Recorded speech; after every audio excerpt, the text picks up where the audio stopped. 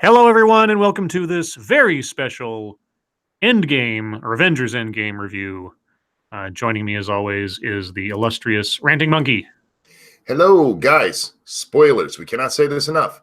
There will be lots and lots of spoilers. Yes, if you have not seen Endgame, hell, if you haven't seen Infinity War, do not listen to this yet, unless you don't care about spoilers, obviously, because this will be nothing but. You cannot talk about this movie in any depth without giving away everything. So we'll repeat that as we go, probably. Like every time we come up with something, spoiler, but maybe not that much. But yeah, look at the title.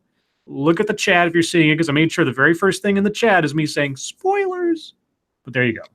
We've done as overview of this as we can on like Lords of the Night, and I did it on Monkey in the Morning. There's only so much you can say about this movie without talking about what exactly happens. Yeah. So for us to get any depth on it, we have to. This is your last warning. Yeah. I'm going to start talking about shit that happened in the movie. Yeah, before we get to that, hello to the first responders in the chat.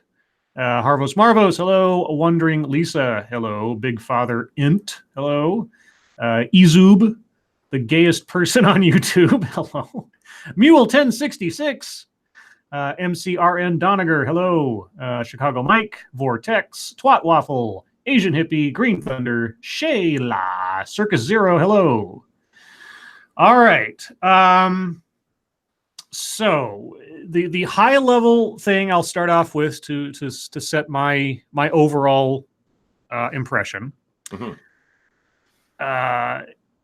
Not as good as Infinity War. Very satisfying overall, but individual pieces of the film were better than the whole of the film, if that makes any sense. I know exactly what you're referring to. Actually. Yeah, I mean, I'll explain as I go, but that's sort of my high level. I mean, it's still a great flick. It didn't feel like the 3 hours that it was because everything went by relatively quickly. We'll get into that too, but that's my sort of high level impression of it. What did you think? I'm going to disagree with the didn't feel it, to me. I felt like I was there for 4 hours. There's so much of this that was unnecessary, and drawn out for. Anyway, I said this on Twitter. I said it was blah. Okay. And one, if you're comparing any of the Marvel movies to Endgame, or to Infinity War, they're not going to measure up because Infinity War was just so well done. Mm-hmm. The culmination, to me, that is actually the kind of probably where they should have left it. There was no topping that. And I don't think we've all been talking since Infinity War came out. How is this going to end? How are they going to deal with all of this? Yeah. And I don't think there was a satisfactory answer because of what they did there. Mm-hmm. However, this fell well short of me. I at least expected to come out, oh, that was pretty good. And I just came out going, huh. Yeah. All right. Well, I mean, I don't completely disagree. I mean, it's really hard to top Infinity War. Now, you're right, but we need to get one thing out of the way first. Because this is, as you probably could have guessed, my biggest pet peeve about this movie is Spider-Man. Well, he wasn't in it that much. No, he wasn't. But he wasn't in it that much. When we talked about Homecoming, yes, I told you my biggest problem with that movie is a scene where Peter goes, "I'm nothing without that suit," even though the suit had done nothing for him yet. Right. In Infinity War and in this, the suit does everything for him. Yeah. I mean, you could have had anybody be Spider-Man, and that broke my heart as a Spider-Man fan. But like you said, it's only a small part of the movie, and that's just me and my sour grapes towards movie Spider-Man. Mm-hmm. So I had to get that out of the way first. No, it's fine. There was at least one other character who I was glad was not in the movie all that much. I want to. This isn't going to be going in order, guys. This movie goes all over the place. So I think what we'll end up talking about is probably going to be character driven rather than necessarily chronological plot driven. Well, I think that's a good idea, but we should at least get into the first 10 minutes of the film because all of the film is just like, what just happened here? Yeah. So all right. Well, okay. We'll start at the beginning. First off, we start off basically within about was it 20 some odd days after the end of Infinity War, and we start off with Tony Stark and Nebula adrift in space in the what was it, the Milano or whatever that ship was called, The Guardian of the Galaxy ship. Guardian of the Galaxy ship, and it's looking very bleak. You know, you saw the theme and the tone of it in the original trailer for Endgame. Tony Stark is they've been trying to get the ship going again. There's not much power left. There's not much water, food, and he gives this little goodbye speech. I love the little scene with him and Nebula playing football. Paper football. Yeah, Paper that was football. actually good. That was really funny because it's so Nebula, the character, and him. I mean, the two characters who have no rights being in the same room together, except for these circumstances, and then their personalities, and that whole thing was great. And yeah, there's this. You've heard most of the speech he gives if you've watched the trailers. He's actually talking to Pepper, and look, we're gonna die tomorrow. We're gonna run out of air. Yep. And it's this really powerful fucking scene. Yeah, and then Deus Ex Captain Marvel shows up. Look, Mary Sue's here to save the day. That I was like, the fuck? That was so unearned. Are you kidding me? No kidding. I mean, I was like, okay, I had heard the rumors that they had to sort of at the last minute in relative terms put her in this movie because she wasn't originally planned out to be in it. Because Captain Marvel, the film, it wasn't slotted to come before Endgame for a while. It was supposed to be out of... Anyway, she just appears. Now, I don't know, and maybe I missed a line that explained how she knew where they were, who they were, whatever. Nope. She just appears out of nowhere and then I guess just carries the ship at light speed back to Earth before the air runs out. Anyway... Yes. Oh, real quick, Harbos points out, yes, we did skip the exact opening of the film, which actually was a pretty good moment too. Because the opening is Hawkeye with his family. Yes. Okay. Well, that was creepy as hell. That was really. It was. Yeah. Okay. We did skip ahead. So but Hawkeye. Yes, yeah. Hawkeye is. This is right before the snap. Hawkeye's out there. He's got the little ankle bracelet on because if you watched Ant-Man. Ant-Man and the Wasp, you know that after Civil War, everybody who was involved in the Germany fight who was captured and didn't escape, they had to be under house arrest. And so that was a callback to what was going on there. So he was under house arrest at his ranch or his farm. He's teaching his daughter how to shoot bows and arrows. And then he turns around, turns back, and suddenly everybody's gone. And it's very quiet. It's very it's very subtle. I mean, there's no musical score. It's just very somber. And it's like, what the fuck? And you're right there with Hawkeye as he watches his family disappear. Yeah, but see, unlike everybody else in these movies, if you go back to Infinity War, they all saw their loved ones and their friends just disappear. He had his back turned. And so he's like, what happened? Where is everybody? Yeah. So it's not like he actually saw them melt away. So that actually, to me, took away some of the impact of that scene. Because if I watched my daughter melt away compared to her just disappearing, those are two entirely different. Yeah, I would be devastated both ways. And then when I found out, but if you had to watch them do that, I mean, no, I think insofar as the audience knows what happened and Hawkeye doesn't, and that's going to take him time to figure it out, and the shock and the whatever else. I think that's. But I think it's more horrifying than if you actually watch them disappear. It's like he has no idea. He doesn't have any context at all because he wasn't involved in any of the fight with Thanos. But then you have no other context for. I mean, it's something they never actually. It just tells. Okay, now we know why Hawkeye is fighting in this. Well. You could have just said that in a single line. I don't know. I think it reintroduces the audience to the horror of the end of Infinity War. Anyway, okay. So then we get to Tony and them, and then Captain She-Ra shows up for. Oh God! That ruined that whole scene for me. Yeah, it did. So I expected because this is Tony fucking Stark. Okay, after we get past the first 10 minutes. I'm not going to be able to talk about this movie without talking about individual characters and their individual arcs. I can't go chronologically, but okay. So, well, even in this one, you have to, because Tony Stark, this is a man, we were introduced to him. Yes. Because he was kidnapped and made a fucking Iron Man suit out of old bomb parts. Yes. He made this super advanced reactor that fits in the middle of his fucking chest out of a theoretical reactor. Yes. Out of excess parts from bombs. And now he can't figure out how to jumpstart a ship. And instead of showing him find a way to do that, no, Mary Sue showed up.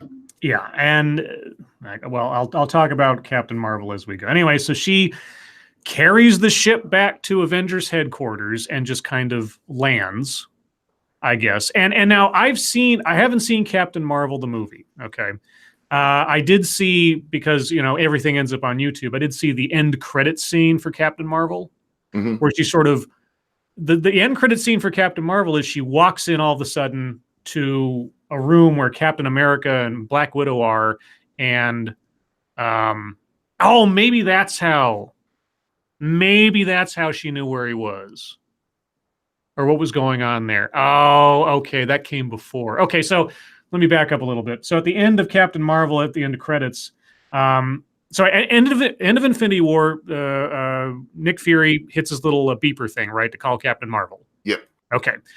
End of Captain Marvel credit scenes is shortly after, I assume, the snap and everything. Captain Marvel shows up at Avengers headquarters with Captain America and Black Widow there, and she's like, "Where's Nick Fury?"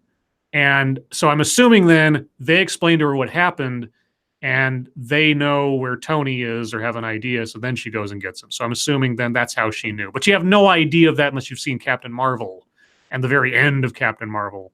So she just shows up out of nowhere in this movie without any explanation. But even with that, in Infinity War, there's no reason for all of them to have known where Tony was. None of them would have. That's true, too. Anyhow, yeah. So She-Ra shows up, brings the ship home, and they've been looking for Thanos, but they can't find him because it's a big galaxy, or it's a big universe. And Captain Marvel is spending all her time looking for Tony. But they realize, who is it that tells them? So before we get there real quick, I just want to say they made Robert Downey Jr. look fucking emaciated. Oh, they did, yeah. I mean, I was like, he looked sick and withered, and like you look at Robert Downey Jr. and what kind of shape he was in like the first Iron Man and pretty much every Iron Man since then. They just reduced him down to a stick figure in this, and I felt his illness. I guess I was watching him try to operate. It was amazing. And they have this, there's all this stuff going on where they have this fight where Tony Stark is yelling at them, especially Captain America. He's like, I wanted to put a suit of armor around the world and you stopped me. And he's like, well, yeah, how'd that work out?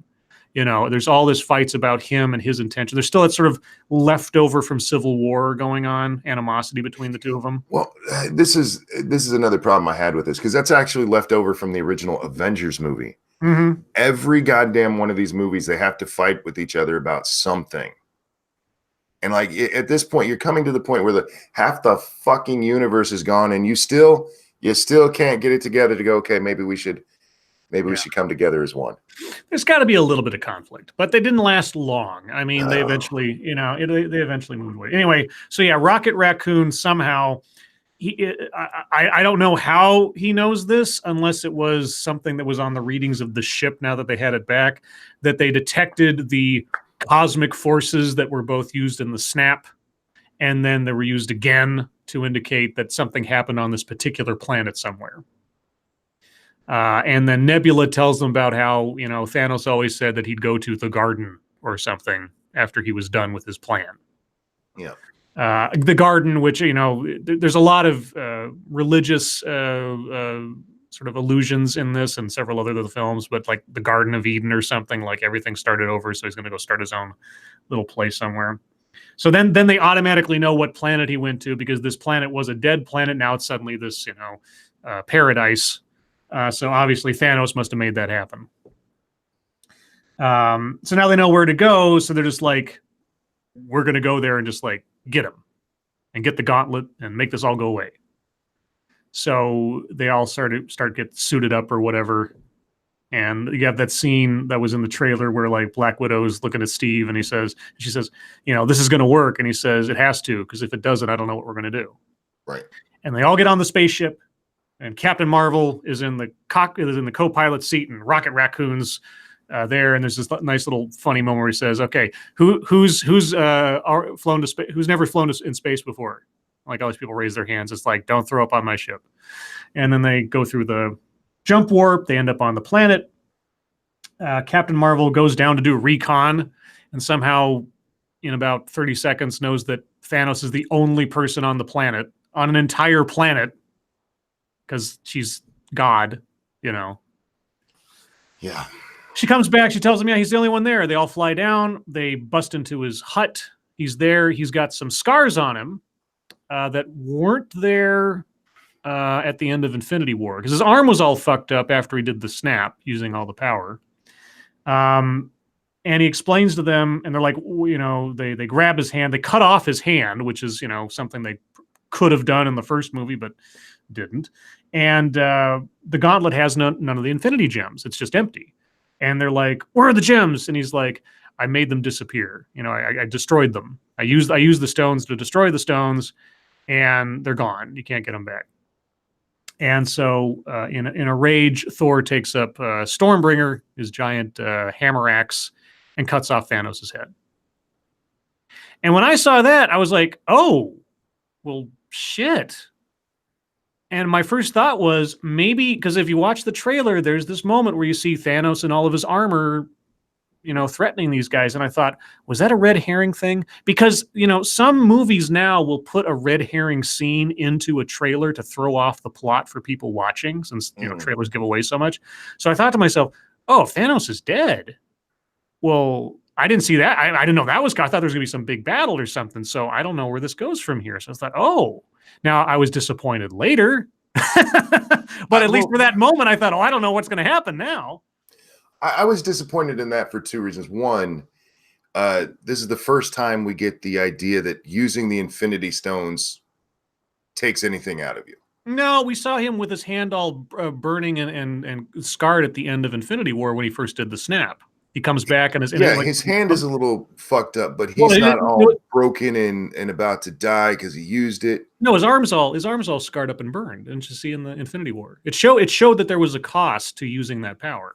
Yeah, it wasn't all of his strength though. No. By the time in Infinity War, I mean, he fights all of these guys, and the closest they come is they almost take it off of him when he only has 4 of the damn stones, and that's all of his strength. They almost get it off and they still fail. Yeah. In this one, because he's used those stones, it only takes a couple of them to hold him down, and then Thor whacks off. Well, so he's used the gauntlet to do something like reality altering 3 times by this point. He's erased 50% of all life. He turned that planet into a paradise, and then he used the stones to destroy the stones. It's only used twice. He only uses the gauntlet twice. And he says that using it the second time, the second time is he's the one who's helped to yes. The whole way they found him was when he gets rid of the stones. That's the signature that gives it off. Oh, I thought he made the planet a paradise first, and then, or is that already a paradise? No, it comes about from him doing it. Oh, okay. Well, anyway, but he used the stones to destroy the stones, and that. Yes. So he uses it twice, and it takes him out of him twice. So he was knocked down before they got there. Yeah, he was like a broken old man by this point because he used it twice. Yes. What would happen if you snapped your fingers and this Infinity Gauntlet won't hurt me when I use it? Bam. Can that be done? Well, I mean, we already saw the Soul Stone demands a price for its use or whatever. The rules are a little crazier. Now, in the comic book version of this, none of that was there. It just, if you have the Infinity Gauntlet, you just control shit. Exactly. It was just a little bit too convenient of a plot point for me. Yeah. Well, there's a lot of unbalanced logic between Thanos' strength without the gauntlet and Thanos' strength with the gauntlet, because We'll get there. Anyway, so they kill Thanos, and then they don't have the Infinity Stones. So far as we know at that point, what Thanos did is permanent, cannot be undone. 50% of the universe is dead. And then we jump ahead 5 years, which that part of it, and later on what they do to resolve it, is one of the biggest WTFs I have about the whole state of reality at the end of this movie. But yeah, Thor kills Thanos. It's a very unsatisfying defeat of their enemy, and they all kind of go their separate ways after that. We jump ahead 5 years. Okay, I'm gonna have like I say, I'm gonna have a hard time going chronologically in the movie after this. Sure, no, and that's fine. But one thing we do need to point out right here is this is where Captain Marvel leaves the movie for the 99.9% of it remaining. Yeah, just as an explanation. So we jump ahead 5 years, and we're given the notion that the Avengers, such as they are still operating, doing what they can to help out stuff as this new sort of post-apocalyptic universe is operating. And it's all kind of being run out of Avengers headquarters with a very tired and shell-shocked, let's say, Black Widow sort of running the Avengers, and she's got like these holographic communications with all the different Avengers. They've got the I still don't know how to say her name, the bald lady from Black Panther.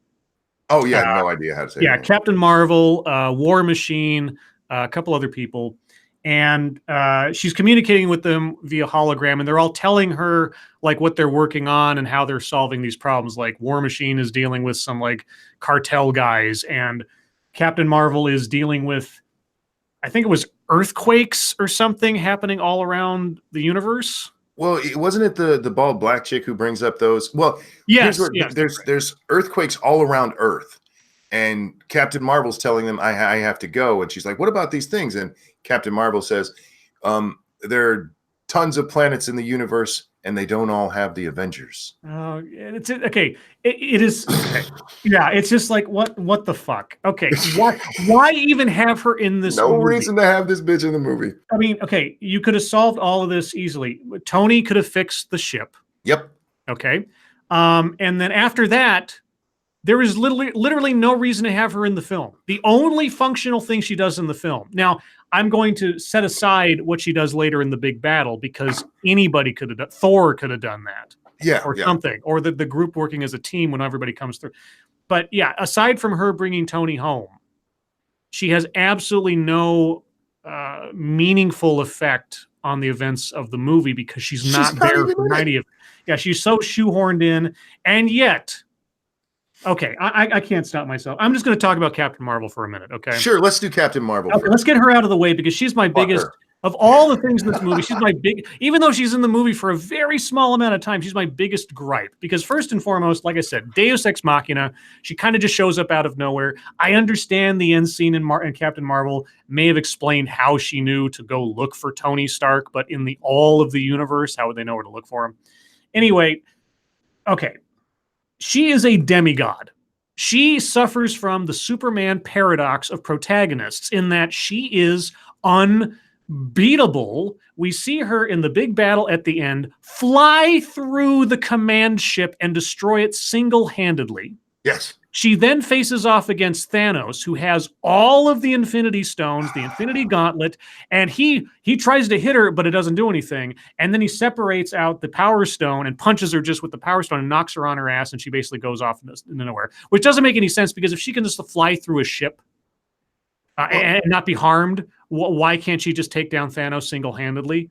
It doesn't make any sense. Punching her with the gauntlet making to it. I mean, yeah, she's pulling it at his hand so he can't close it. So he pulls it off and punches her. But he should have been able to just bitch slap her all around. I mean, he did it to Hulk, for fuck's sake, without the gauntlet. Right, and again, this is the biggest problem of Thanos as a villain in this film. In the first film, Thanos was amazing as a character. Yes, I mean, it never have I seen a villain, especially in a comic book movie, so well developed. I mean, he was acting like I hope they do Doctor Doom when the time comes, because you've got a guy who honestly believes in what he's doing. He doesn't believe he's the villain. He believes he's the hero. even though he's insane for what is his logic and everything else. But it was depth of character for a villain I'd never seen before in a movie like this. And then in this movie, he's just the bad guy.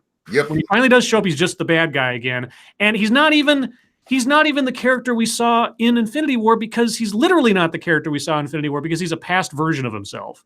Yes. But anyway, yeah, so Thanos has no Infinity Stones when he first shows up to fight Iron Man, Captain America, and Thor. Okay, when he fought Iron Man and Captain America and Thor, mano a mano in Infinity War, he had all the stones, right? He had, well, he almost had all the stones at that point, but he had at least, 4 or 5 of the Infinity Stones. And Iron Man took him on single-handedly and made him bleed. Yes. Captain America, Thor, and Iron Man all together against a non-Infinity Gauntlet Thanos, and Thanos still kicks their asses. Well, okay, we said Captain Marvel, but let's deal with Thanos first, since he's in it. You're right. In Infinity War, he is such a great character. We actually spent probably a few hours on Monkey in the Morning at different times talking about this character, because I'm still of the opinion they made him way too sympathetic. Okay. Because they don't give him an evil motive. We might look at it as evil, but I mean, his actual motive is to stop suffering. Right. Now, his way of going about it, we might go, "Ooh, that's not good," but that's his motive. So at least you could, you can almost go, "Man, I know what he's trying to do." And he's awesome. And then in this one, he's just like, "I want to kill people." It's how it seems. Yeah. But the power of him never seems consistent. No. How strong he is. No. And that to me is the biggest problem, because it throws everything out of whack. Yeah, it makes for some great comic book scenes. Yes. But man, pick one. He needs to either get stronger throughout or weaker throughout. You can't at one moment have him take the Hulk who beat up a fucking god, grabbed a god by his feet and whipped him back and forth. He can just punch him and knock him out. But in order to beat up Mary Sue, he's got to pull that stone out of the gauntlet. I'd kind of hoped. As soon as I saw Thanos get his head chopped off, I thought, oh, maybe the villain will be someone else. Or what I'd kind of hoped is that they'd go off. I didn't know at that point what it was going to be, how they do it, because obviously they had to fix things. As we see Spider-Man, the sequel is coming, so we know that Spider-Man comes back. I had kind of hoped that they'd get all the stones, they'd get the Infinity Gauntlet, and then they'd have to take on one of their own as the villain for some reason. They were going to solve everything, and they knew they would be out of balance, and they'd have to fight. I don't even know, Scarlet Witch or and they could have. Yeah, they could have, exactly. They could have. You know what would have been perfect? If they had if they gotten the gauntlet back together, if Hulk had fixed everything, and then Scarlet Witch is still without Vision, right? Vision's still dead. So she steals the Infinity Gauntlet to try to bring Vision back somehow. But for whatever reason, they know that if she tries to do this, she's going to break reality or something. And so then they have to fight her with the Infinity Gauntlet. And then whatever happens after that is what leads into the Scarlet Witch TV show, which is coming up soon. I thought something like that would happen, because Scarlet Witch in the comic books, she's a hero for years and years and years and years, but she eventually becomes inadvertently a crazy supervillain because of certain circumstances, which I won't spoil here for those of you that haven't read the comic books.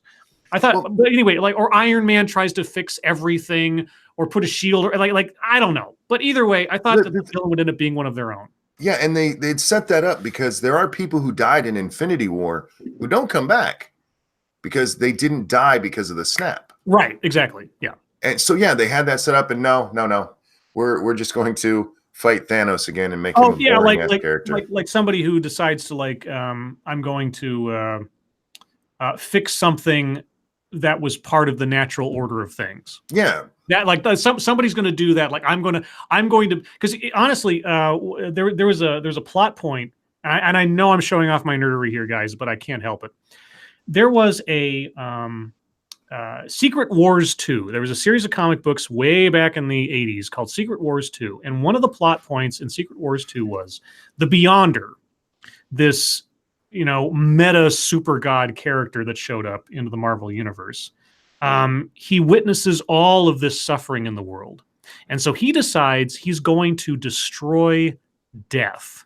He's going to make death gone. No longer will anything die.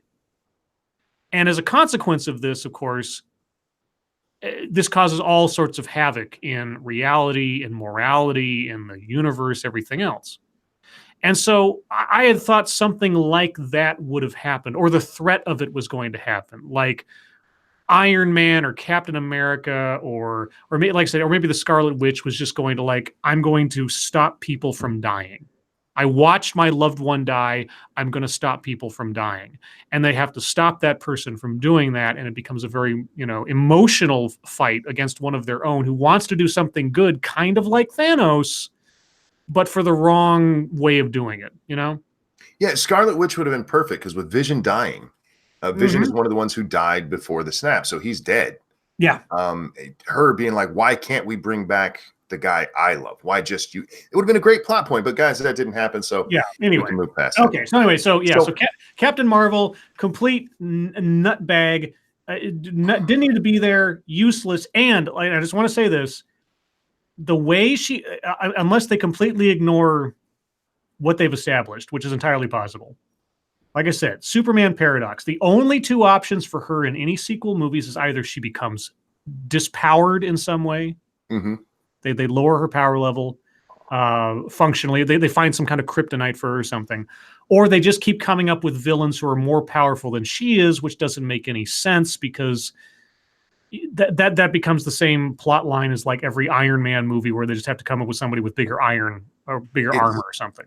It's why her character didn't do well in the comics, y'all. And here's the other thing, too. For what little time she has in this movie, nothing about her makes me interested enough to find out more about her. Nothing. I saw somebody in chat mentioned her hair. That actually comes from the comic books. Yeah, it looks stupid, but that comes from the comic books. The look is fine to me. I mean, that coif thing she had. Yeah, Brie Larson's not a bad-looking lady by all means, but as far as a character and all, setting aside all the real-world stuff and her and the press junkets, that video. we can't talk about Captain Marvel in this movie without talking about the cringe moment. Oh God, yeah. Everybody knows the cringe moment. There's a moment near the end. When they're in the big battle. Yep. And Captain Marvel, is it Thanos who says something to her about how are you going to fight me alone or something like that? No, it's Spider-Man's like, how are you going to? No, so Spider-Man is sitting there, and Pepper Potts had pulled him out of the way of something, and she's like all geared up, and she's like, how are you going to fight them alone? And then all the girls. She's not alone. Like, oh my God. All the girls show up. So you had Valkyrie, Captain Marvel. Now, they don't say it, but Pepper Potts' superhero code name is actually Rescue, which is in the comic books. Valkyrie's there, and Shuri from Black Panther. All the heroes are there. It's like, it's girl power time. And they knock Thanos on his ass. And like, for fuck's sake, really? And guys, honestly, that is probably the only, because people are down with SJW and stuff in the chat. That's the only time I thought, okay, there's your SJW moment. Her showing up at the beginning, that was just a Mary Sue thing. We need to use her. We need to get him home. Put that together. Yep. Okay, so okay, I want to Captain Marvel useless in this movie. Okay, I want to talk about Thor. Thor is my favorite part of this movie. Seriously? Okay, hold on. Okay. I love Thor. All right, here's my problem with Thor. All right. Now, what? Should we tell them what happens in the arcs as we talk about the characters? Okay, so the 5-year gap between killing Thanos and where we kind of start the movie, because the first 10 minutes or so are sort of like an epilogue to Infinity War before we really start the film of Endgame 5 years after the fact. Yeah. Everybody's gone their separate ways who survived this. Captain America has kind of become a support group leader, amongst other things, with people trying to help people through their grief. And we get which everybody and their brother is telling us now on Twitter, the very first canonical gay character in the Marvel Universe. Yes. Support group, which is played by one of the Russo brothers who directed the film, where he's talking about how, they're all sort of coping with the fact that half of the people in reality are all gone and they're all survivors without them. And how he went out on a date and they didn't know what to talk about and this kind of thing. And he says like, and he, I might see him again. And I was like, oh, okay. I was like, that was my reaction. I was like, okay. The only part about that bothered me is that I knew people would be bothered by it. I didn't care. Yeah. To me, it was very much like, and I've talked about it, in Mass Effect 3, there's a gay character who you just talk to him and he mentions his husband, but it's not like forced down your throat. And I didn't feel this was either. It was a he instead of a she that he went on a date with. No big deal. Right. And the only reaction I had, just like you, was I knew that this would be a point for people to either cheer and or complain about. Yep. Yeah. Because it's like those social justice directors shoehorning that into there just to show their virtue, and or the people going like, "Yay, finally recognition!" Like, guys, grow up. That's my first thought. Is like, I'm going to be saying this to somebody. Grow the fuck up. Either way. Jim says Thor needed a training montage. Thor was my favorite part of this. Okay, well, anyway, so Captain America is a sort of a grief counselor kind of character. I'm sure he's doing other things at the same time, but he's also doing this because he can kind of empathize with losing everybody, because he was frozen in ice. Everything that he knew was gone. He's kind of a guy that has had to deal with that notion, so he's a good fit for that. Black Widow's become a exhausted, emotionally drained, trying to fix everybody that she loved is dead, plus the fact that she knows Hawkeye, the one other person in the world she actually loves and cares about. Not only did he lose his entire family, who she's basically the aunt to, but Hawkeye's also out there being fucking Punisher. Yes, he is. That was fucking awesome. I love that. Like, Hawkeye's out there murdering bitches all over the place, taking out the bad guys, Punisher style, as Ronin. They never say his name, Ronin, but he's taking on in the comic books for a time. He went off and became a vigilante, a masked vigilante called Ronin. Yeah, fuck that arrow shit. He brought out a sword. Yes. Damn, he fucked shit up. And actually, the Yakuza boss he was fighting there in that scene where we see him fight for the first time. Apparently, and I didn't know this, the name of that character is actually a character from the comic books, just like a samurai guy. They just translated that over. Anyway, so Hawkeye's a murderous vigilante. So between the end of Infinity War and this, Bruce Banner and the Hulk have come to terms, and now you have Professor Hulk, which is a character from the comics where they finally merge their personalities together. We need to talk about that when we get to Hulk. I have a big problem with that. Keep going. All right. And Thor has gone off, and since Asgard was destroyed in Ragnarok, and half of, if not most of, the Asgardians were killed with the snap. He has taken the few remaining Asgardians and gone off to, which is interesting because it comes full circle. So, do you know that the Tonsberg, I'm probably saying that wrong, but the town where New Asgardia is, that is the town. If you go back to Captain America: First Avenger, that's the town where the Tesseract was, the cube. Oh, okay. That's where it was hidden. That's also where, if you look at Thor: The Dark World, that is where the battle between the Asgardians and the Dark Elves took place thousands of years ago. So this little town, he's turned into New Asgardia. And when they go to find Thor, to bring the band back together, of course, they find him depressed, drunk, and beer-bellied. And that belly was so fucking fake looking. Oh, it was so bad. But it was okay with me because I liked drunk Thor. And there's a reason for it, why Thor took this so hard. Yes. He lost everything. Only that. Yeah, his people, his homeland. It was his fault that the snap happened. He was the last one who had a chance. And instead of severing Thanos' head, that's what Thanos tells him, you should have went for the head. He stuck it into his chest, which allowed him to still do the snap. If he'd cut off his head, nobody dies. Yeah. So Thor failed. yeah, horribly. So everything about that makes sense to me, except here's the thing here's my problem with Thor in this movie. Mm-hmm. Okay. Now, Ragnarok altered Thor from a semi-serious character, let's say, a noble Asgardian king type guy, to a more of a comic book, comic relief, fun character.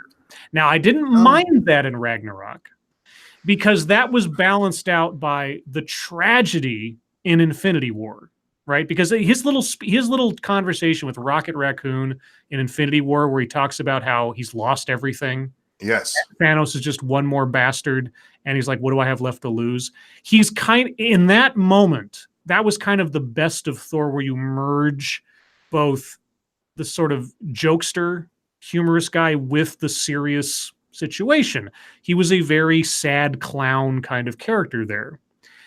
What I had a problem with here was he was always comic relief, even in the situations where it wasn't appropriate. And what I mean by that is it was funny to see him change, and I kind of appreciated that because this movie, for those of you who are comic book freaks, this movie had a lot of, not specifically, but at least in theme, it reminded me of Earth X. If you guys have ever read the comic collection Earth X, which is sort of a big what-if comic book graphic novel in Marvel, it sort of postulates a future Earth with all the superheroes who have aged a lot, amongst other things. Mm-hmm. There's a lot of that in here. And so seeing Thor completely out of his element, so to speak, was funny. The dude reference was funny and very good.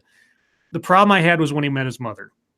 When he went back in time and he encountered his mother and he was still joking. He was still making light of shit. And I was like, okay, of all the times where we need to set that aside, that was the one part of the movie where I thought, okay, they've taken the Thor as the comic relief too far. They needed to nut up, at least for 10 minutes, and have something more heartfelt and gravity there. And it wasn't there because he was still joking. Well, this is actually why I like it.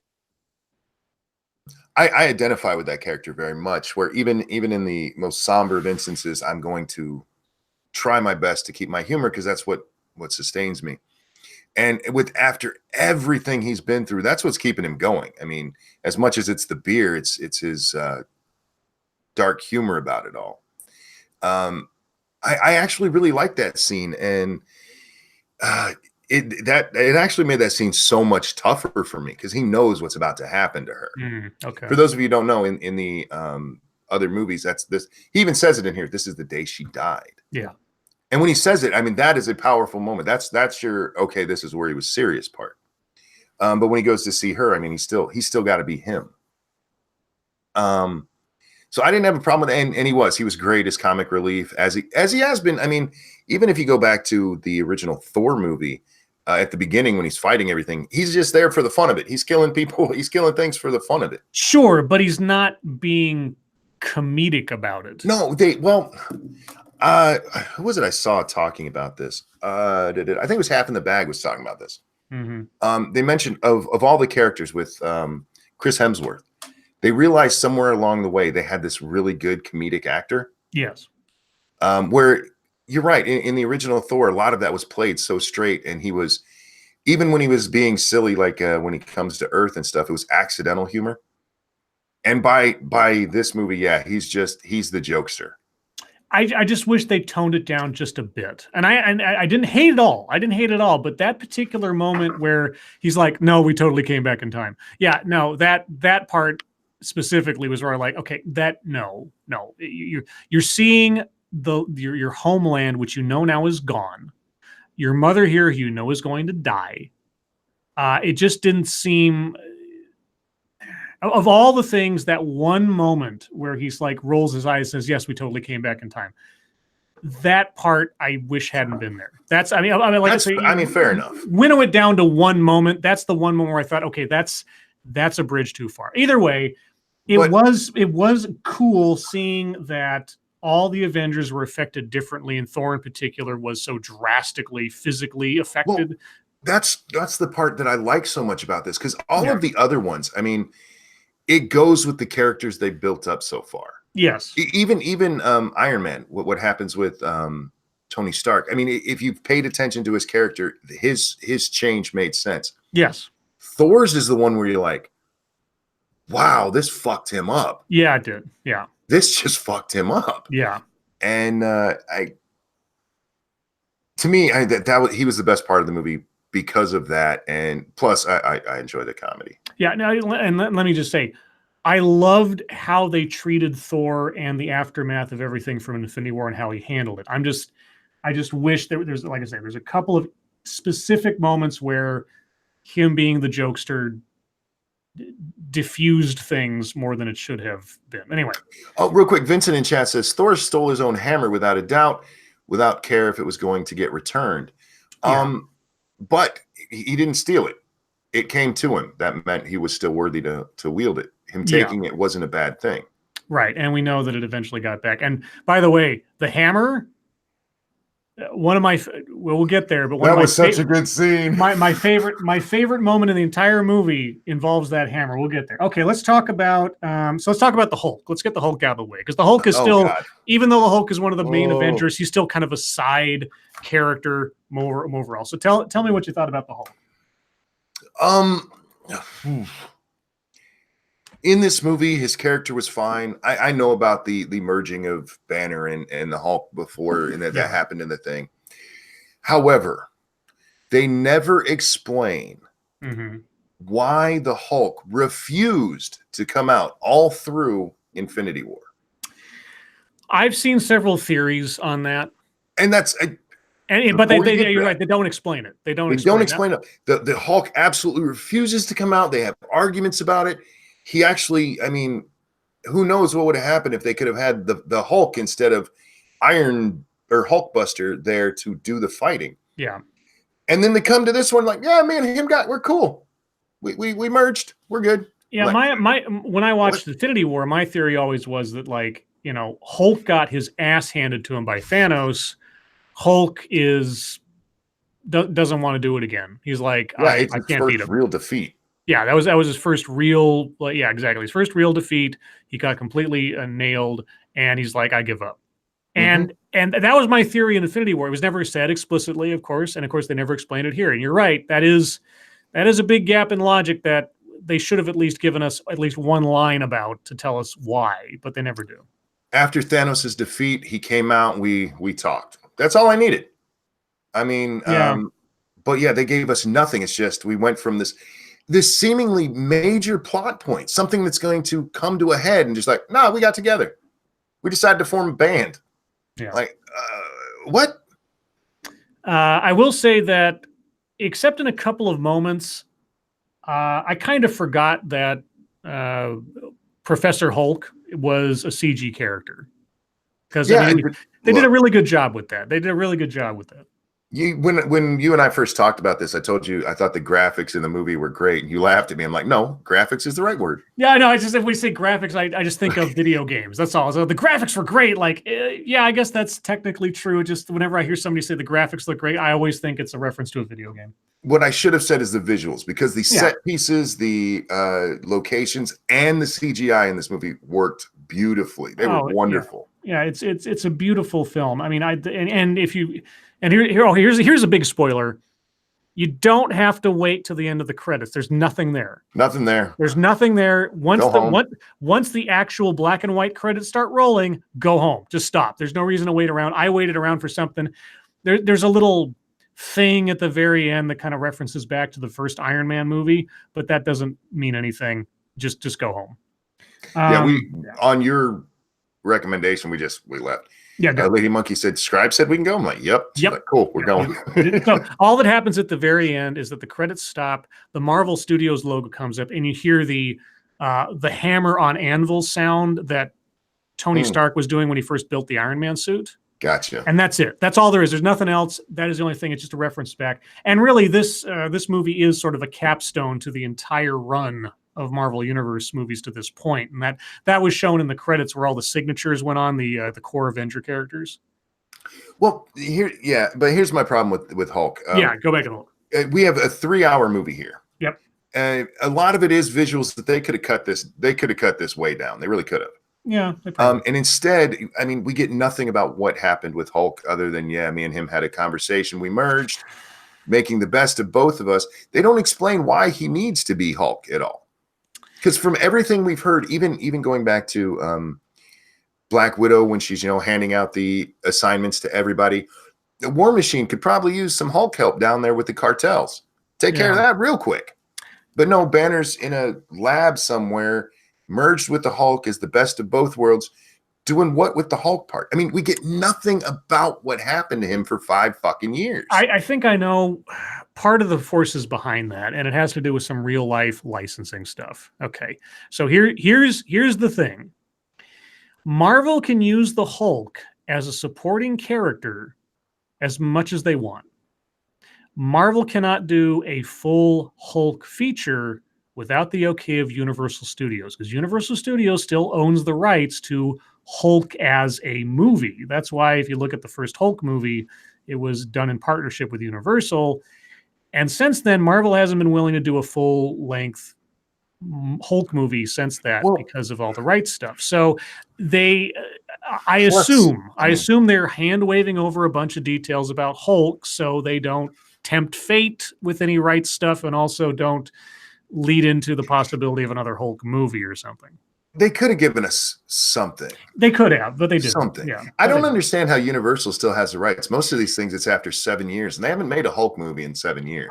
I don't know what it's been 10. Yeah, I don't know what the terms were with Universal. My understanding is Universal still has some kind of hold on making a Hulk movie. As long as Hulk, like the Ragnarok, Hulk was a supporting character, so that somehow dodged the problem.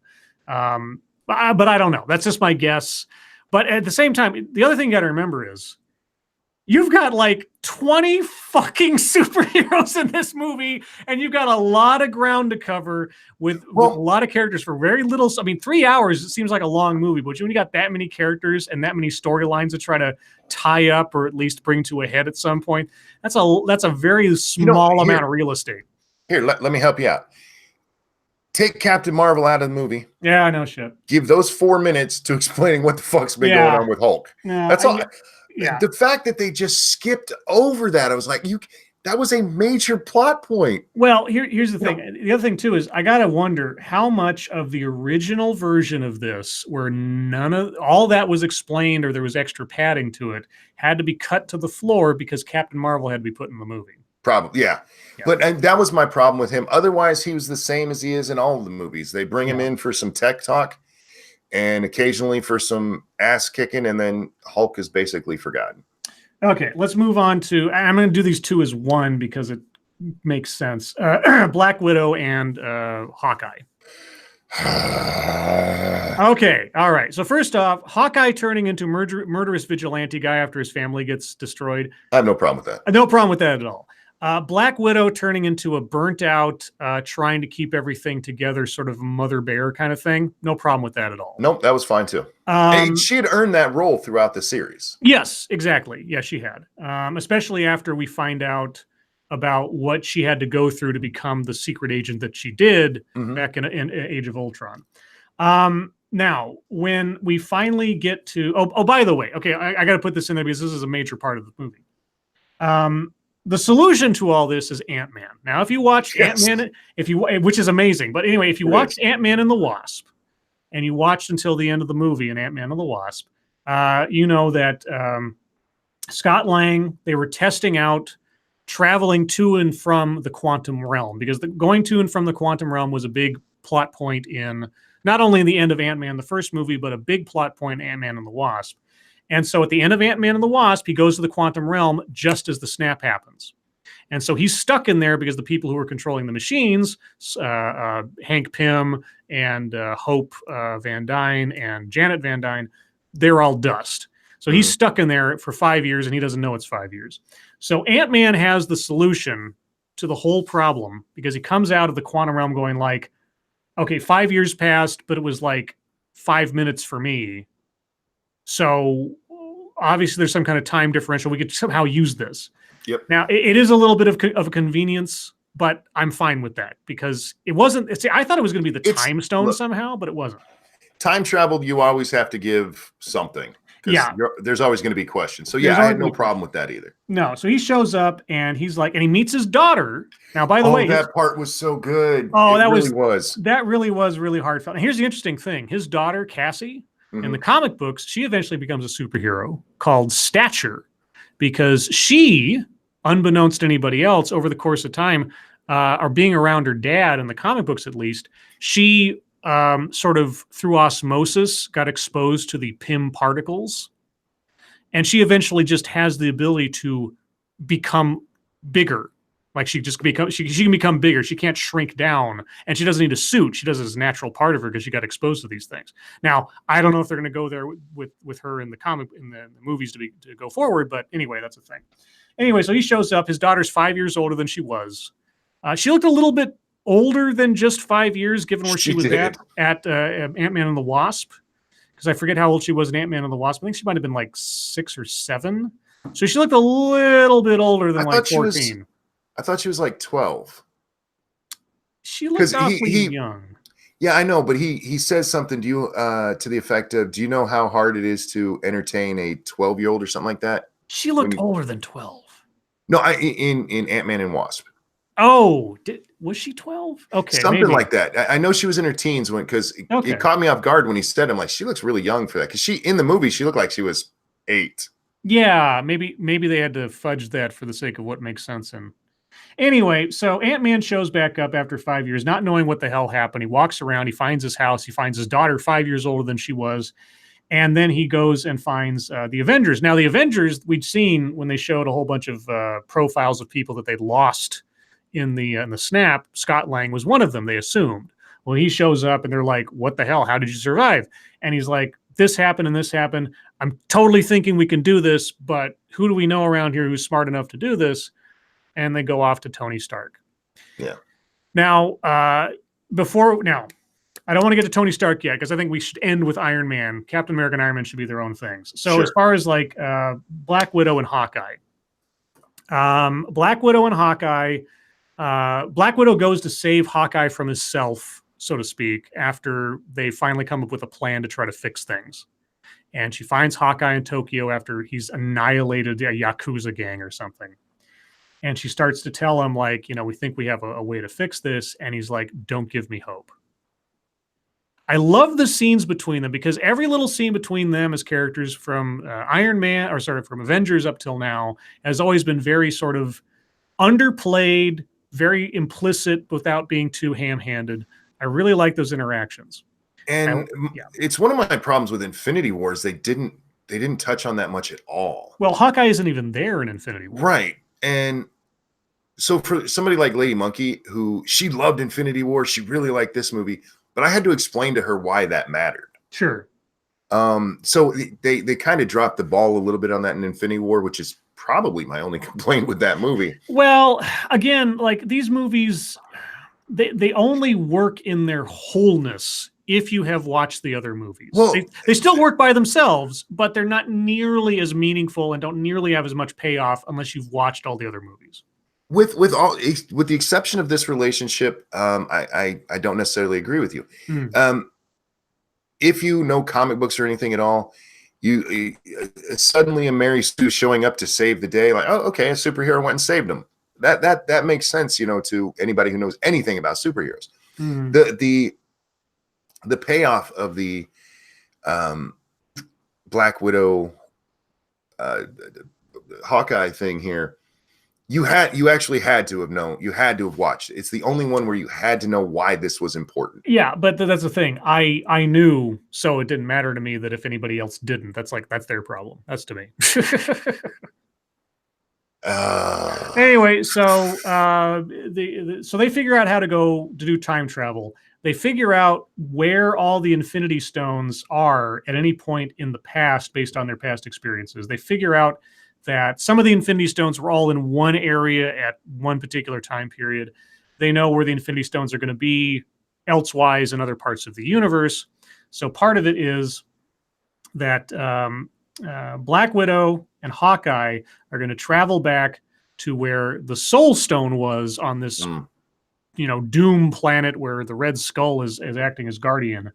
and go get it. But they don't know what the audience already knows from Infinity War is that you can't just go there and get the stone. You have to go there and pay a price to get the stone. When everybody goes back in time, because they all go back and like, okay, we all have our teams, we all know what we're doing. We, the audience, don't know that. Nope. None of us, we don't know that. And we don't know where each of them ends up until we see them there. And we don't know the plan. We don't know what their specific plan is for each location. Right. But as soon as I saw where they went, I'm like, oh, fuck. Yeah. I knew that. Oh, fuck. Yeah. It was obvious where that was going to go. And that's when I had to lean over to Lady Monkey and explain, I'm like, these two, I mean, they go back a long way. There's like a brother and sister love here. And she did not know what was going to happen. This is one of the times she cried, y'all. Yeah. Because for those of you who've seen an Infinity War, you know what's about to happen. In order to get the Soul Stone, you have to give up something you love. And I'll tell you, there were several moments in this movie where I got all teary and emotional, you know, and that was one of them, because I honestly did not know, given the circumstances, I honestly did not know who was, because I have heard there's going to be a Black Widow movie. So in the back of my mind, I'm like, oh shit, Hawkeye's going to do it. Hawkeye's going to do it. He's going to stop her from making the sacrifice. He's going to jump off, quote unquote, join his family. We'll probably see him in the Soul Stone with his family or something. And so I wasn't really sure up until the very last second as to who it was going to be. And now I'm really curious how they bring Black Widow back when that was kind of a thing. But anyway, unless it's a prequel. Yeah. So for those of you who don't know, if you haven't seen it, her and Hawkeye have kind of a quasi fight over who gets to die.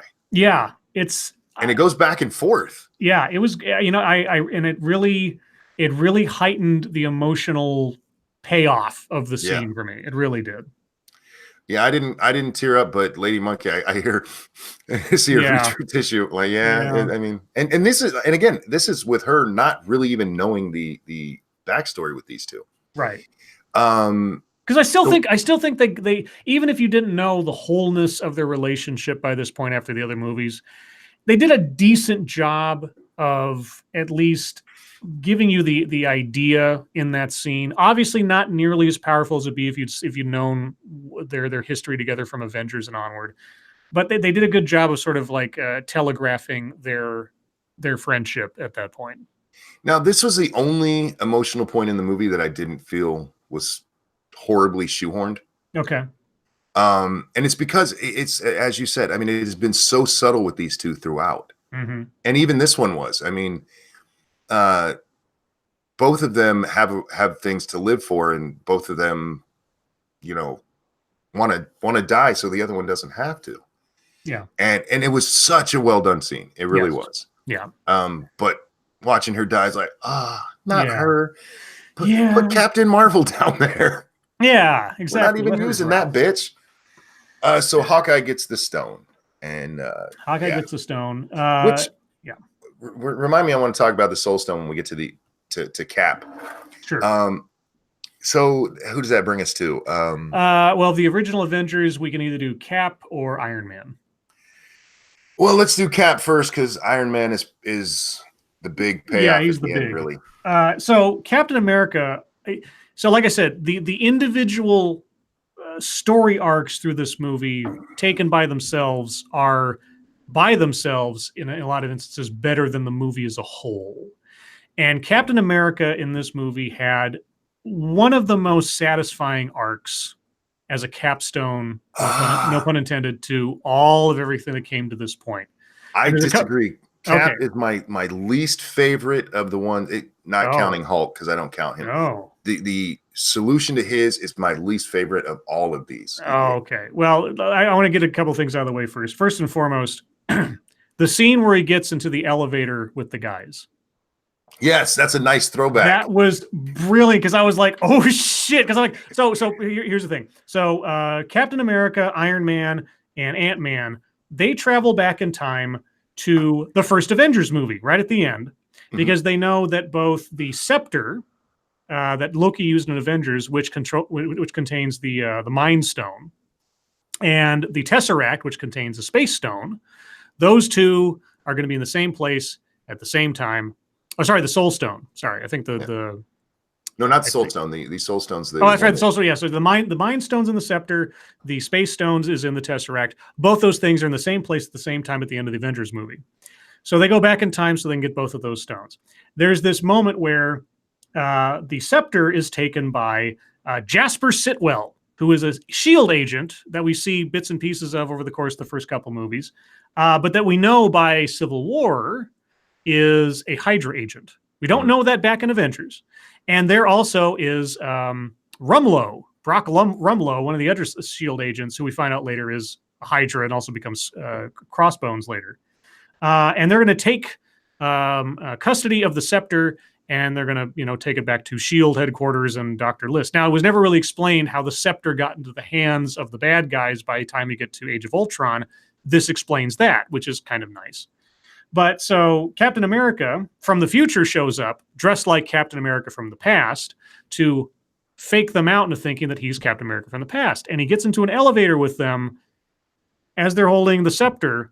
And it's exactly the same setup as Civil War, which had one of the best fight scenes in a movie that I've ever seen. An elevator fight with like 12 guys. And I'm sitting there going like, oh shit, what's going to happen? Oh, this is amazing. And then he just turns to Sitwell. And he says, yeah, I'm going to take the Scepter. I got orders from above. And he turns over to Sitwell and he says, Hail Hydra. Yes. And he's like, oh. And I'm like, yes. And so he just walks out with it. And he just walks out with it. They're all looking at him like, uh-huh. And like, that's brilliant. That was brilliant. I love that moment. There were some great moments in it because there's at one point where he has to fight himself. Yes, that was good too. And his past self says to him, I can do this all day. And he goes, yeah I know. His one catchphrase over the course of the entire series. Yeah, which was excellent. There is somebody brought up America's ass. I forget who it is. It Thor that first? No, it's Ant-Man. No, I think it's Stark who says that he sees Captain America standing there in his outfit. I think I might be wrong. Anyway, I swear it was Ant-Man who mentioned something about America's ass. So we have to hear about how nice his ass is through this a couple of times. Which, by the way, Brie Larson, how'd that feel? You flat ass pain in the ass. Yeah. Go ahead. He gets his part of it. There's not really much else in it. I did love this part of all of the time travel stuff. This was my favorite because we actually go back and they played scenes from the original Avengers, and then they would turn it so you see it from a different view, which is obviously new. The funniest one was Guardians of the Galaxy. They were watching Quill dance around obviously we can't hear the music as the outside of it, him just dancing around singing. Yes. And of course, if you've seen Guardians of the Galaxy 1, it's a very sort of fun, sort of epic scene where he's dancing around, the music's going on, and he's using the creatures as a microphone and all this. And then you see it from War Machine and Nebula's perspective, where it's just some idiot dancing around in the water. What the hell is he doing? It's fucking hilarious. Yeah, they had a few scenes like that. The Avengers one, or the one, because the Avengers is obviously the one for me I've seen the most, probably because it's been out the longest. Yeah, and I've watched it many, many times. But yeah, some of the things we saw in there were excellent. It was very Back to the Future too. But so after they collect all the stones and stuff, we get to see what happens in this long montage of things that went on way too long. The after effects of them fixing everything. Mm-hmm. And for Captain America, well, we got to talk about Hulk again for a second, because Hulk goes to get the time stone, and he explains to the lady who has it that he needs it because Dr. Strange, he needs to talk to Dr. Strange, and she's like, "You're too early. He doesn't have it. He's over there." And they have this conversation where it comes out that they can take all of the stones without fucking everything up if they return the stones right back when they got them. Mm-hmm. So after they fix everything, having used the stones. Oh, wait. Go back to the other awesome moment of Captain America, which was telegraphed in Age of Ultron and is paid off here. During the big battle with Thanos, Thanos has got Thor on the ropes, and he brought Stormbringer and his hammer with him. Oh, yes. Oh, okay. Yes. And so Stormbringer's been knocked out of his hands. Thanos has got him against the ropes with Stormbringer pressing into his chest, just like Thor did to Thanos at the end of Infinity War. And Thor, I didn't know because I'd seen the movie or something, but in my heart of hearts, I'm like, I know, because the camera angle on the hammer doesn't show the handle. It just shows the head sort of wiggling a little bit. Yep. And I'm like, oh shit, I know it's coming. This is going to be awesome. And they cut to the hammer hitting Thanos in the head. And you think for a second, Thor called the hammer to him and the hammer hit Thanos in the head. No, they cut back and the hammer swings back and gets into the hand of Captain America. And yes. Like, fuck yes. I mean, Captain America holding Thor's hammer and his shield. And I'm like, fuck yes. It was amazing. Yeah, and I had to explain that to Lady Monkey why that was important, because if you saw, was it Age of Ultron? It was Age of Ultron. Where they're joking around. Thor's hammer's on the table, and he's like, "Yeah, anybody who can picks it up is totally worthy." And they all play it, trying to pick it up. Like Tony with his Iron Man gauntlet tries to pull it up. Everybody gives it their shot, and then Captain America gives it, and you see it move just a little. Wiggle. And Thor gets really worried for a second, and then Captain America kind of steps back and is like, "Nah, I can't do it." And I always thought, and this was a theory for a long time, Captain America had a notion that he could pick it up, but he stopped himself because he didn't want to like hurt Thor's feelings or cause problems. So he was too humble to show off that he was actually worthy. So he stepped back, and that was like, yes, that's Captain America. This is actually part of what bothers me with the end of his arc, because he picks this up, because you don't have to be a god to hold the hammer. You just have to be worthy. Right. And he picks up, swings it, helps kick ass, and it is a beautiful moment. And Thor yells, "I knew it!" It was great. Yeah, and the best part of using that hammer, my favorite part of him using that hammer in battle was where he throws his shield up and then throws the hammer at the shield, and the sonic wave knocks Thanos down. Yes. Before both of them come back to his hands. Like, that is fucking teamwork right there. Yeah, it was great, and the battle in this is awesome. Yeah, it got. Hang on, it got over. Okay, let me explain. All right. Watching all of the battles in this, there were so many times where the camera angles, everything like that, could be a panel out of a comic book. Yes, I'll give you that. Yes. And it's hard to do that in your if you go back to like the Avengers, their battle scenes, it's hard to do that with any of the actual fighting. But in this one, they did it so well where it looks like, okay, that is a comic book panel come to life. And it was great. Yeah. I enjoyed it. Yeah. And especially with Cap after he got the fucking hammer. Yes, those scenes with Cap. Yeah, there's a phrase, I think there's even a channel called "Every Frame a Painting." Mm-hmm. There were certain moments there that were like, exactly, this is out of a comic book. This is a scene you would see in a big comic book series, and it was great, especially when Cap's got that hammer. Oh man! And when he finally gets to say "Avengers Assemble," yes. Oh, so good. Lisa in chat said in Cap and Thor swapping hammers. Yeah, because at one point Cap takes the Stormbringer. You get the smaller one. That was great. But okay, so everything gets solved, and we have the end part, and Cap is the one who's going to go back in time to put all of the stones where they're supposed to be. And return Thor's hammer back to Asgard where it should have been when Thor took it away from him. Now, I have two problems with this. One, I don't understand how you return the Soul Stone. You know, that would be really interesting if Captain America went back there and had to say, "Hey, Red Skull, here's the Soul Stone back." Right. So maybe that's actually how they bring What's-Her-Name back for her movie, because it's a soul for a soul. I don't know. Well, but he's giving it back to him. He's not, I don't know. But in order for him to get the soul back, I mean, it is a soul for a soul. You got to give me one back. No, he just gives him the stone back. He doesn't give a soul back. He gives him back the stone. But for him to get the stone, how do people get the stone? They have to give up a soul for a soul. So if I give you the soul stone back, you have to give me a soul back. I don't think back to where it originated. I'm telling you. Watch this happen. I know he leaves it on the. I don't think that's how that works. Because it would also make sense, because Cap and Black Widow have worked together a lot. She sided with him in Civil War. Trust me, when they do a Black Widow, you'll be like, "Wow, he was right." But wait. Hang on. He doesn't love Red Skull. He can't kill Red Skull and then gets Widow back. No. I'm saying when he returns the stone, yes, he gets a love back because he's giving the Soul Stone back. So he should get a soul back. That's comic book logic. You're right. It is comic book logic. I'm telling you. All right. Okay. All right. But anyhow, No, so he goes back and he gives all them back, but when he's supposed to return, he doesn't. And everybody's like, "What? Wait, where is he? Where is he?" And it's Bucky who notices this old man sitting on a bench, and Falcon goes over to him, and it's Captain America. Yeah, he's like 100 years old now. He's old as fuck, and there've been people asking.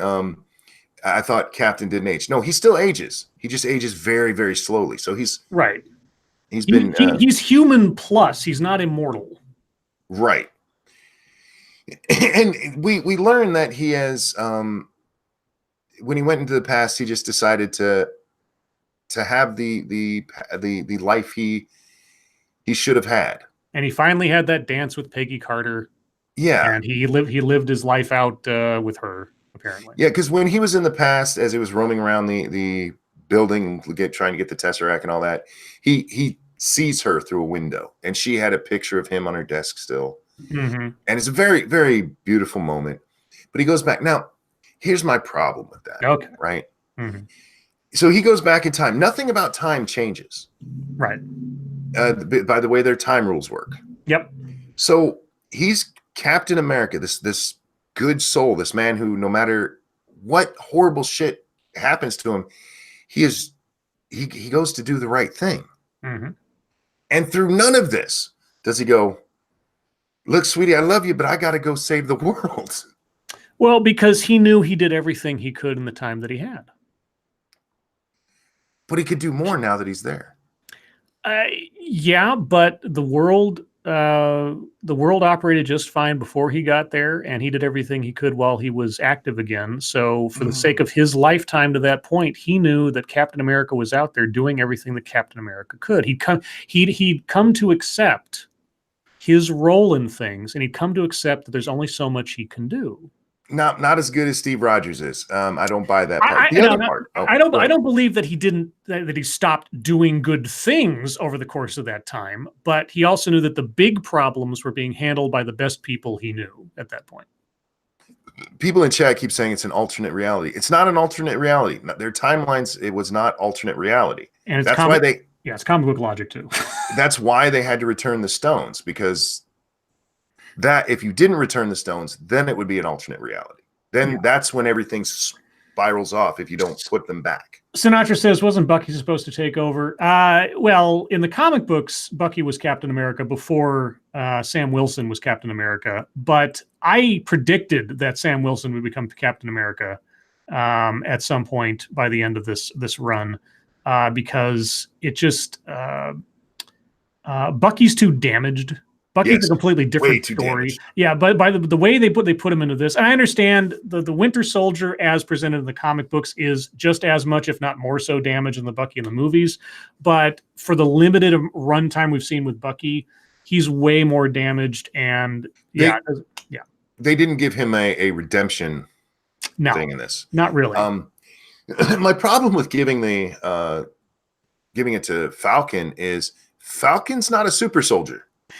Yet, see, so just not that I know what's going to happen or anything, but when Disney Plus comes out, they're going to have a couple of TV series, and three of them, the first three that are Marvel related that I know of, are first and foremost, you're going to have Loki is getting his own series, because when Loki escaped with the Space Stone in that one point in history, a whole bunch of shit could have happened with him getting away there. Secondly, there's going to be a WandaVision show. So somehow Vision comes back, maybe as just an AI or something in the Scarlet Witch. Don't know what that's going to work. But the other show is going to be Falcon and the Winter Soldier. Now, so those two are going to do something, maybe Falcon getting to the point of earning his place as Captain America, or events leading up to him taking over the mantle. Don't know. Yeah, we'll see. Yeah, we'll see. But I'm also kind of it's humorous to me, because if you guys know of a movie and a book actually about a true story called The Falcon and the Snowman from way back in the 80s. Oh, yeah. The fact that they're calling this The Falcon and the Winter Soldier kind of makes me grin a little bit. I thought it was kind of funny. Anyway, so Falcon has now been handed the mantle of Captain America, as he was in the comic books. I'm assuming the road to him becoming Captain America will take place in this TV show they've got set up. And I'm fine with it because, honestly, like I say, at least they built up to where he's going to earn the opportunity.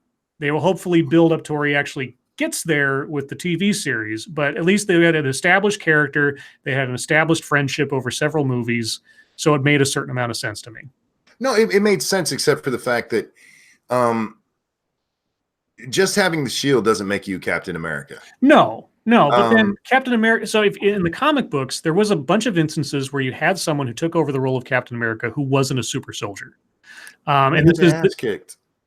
Well, more so than Captain America. But here was the thing, though, is that God, there's a great collection called Patriot, which deals with one of the characters that in the comic books took over for Captain America while he was in the ice, and did Captain America, but he wasn't a super soldier. He was just a really well-trained guy.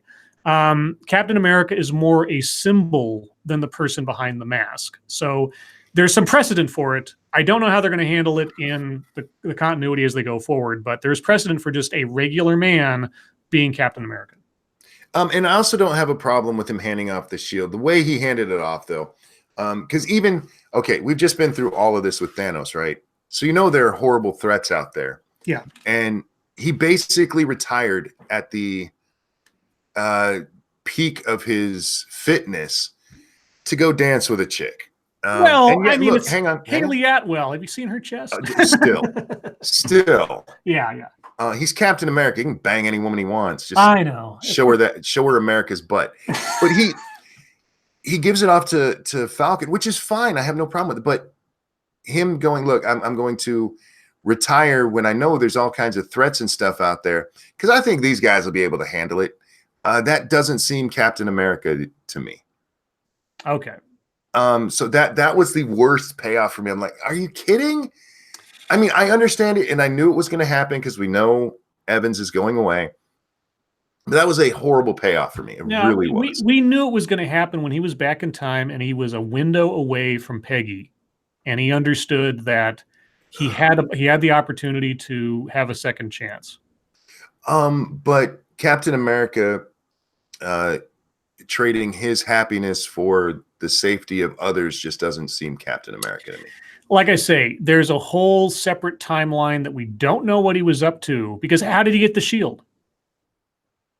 His shield was busted to shit by Thanos during the battle.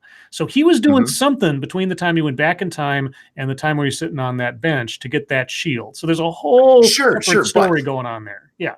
But again, he already knows that by the time he gets to where he goes back into time, that everything works out okay. At least to the point where, if he goes in the past, changes anything, it would have taken care of itself, unless there's time traveling, blah blah blah. Right. So at the peak of his fitness, he goes, I'm going to stop and dance with this woman instead of going back to my time and maybe being needed. That's what bothers me. Like I say, we don't know the story of time travel Steve Rogers and what he did in the meantime, because he was up to stuff. Otherwise, he wouldn't have a shield. Ooh.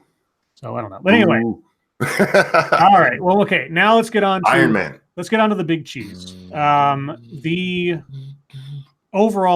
best overall arc.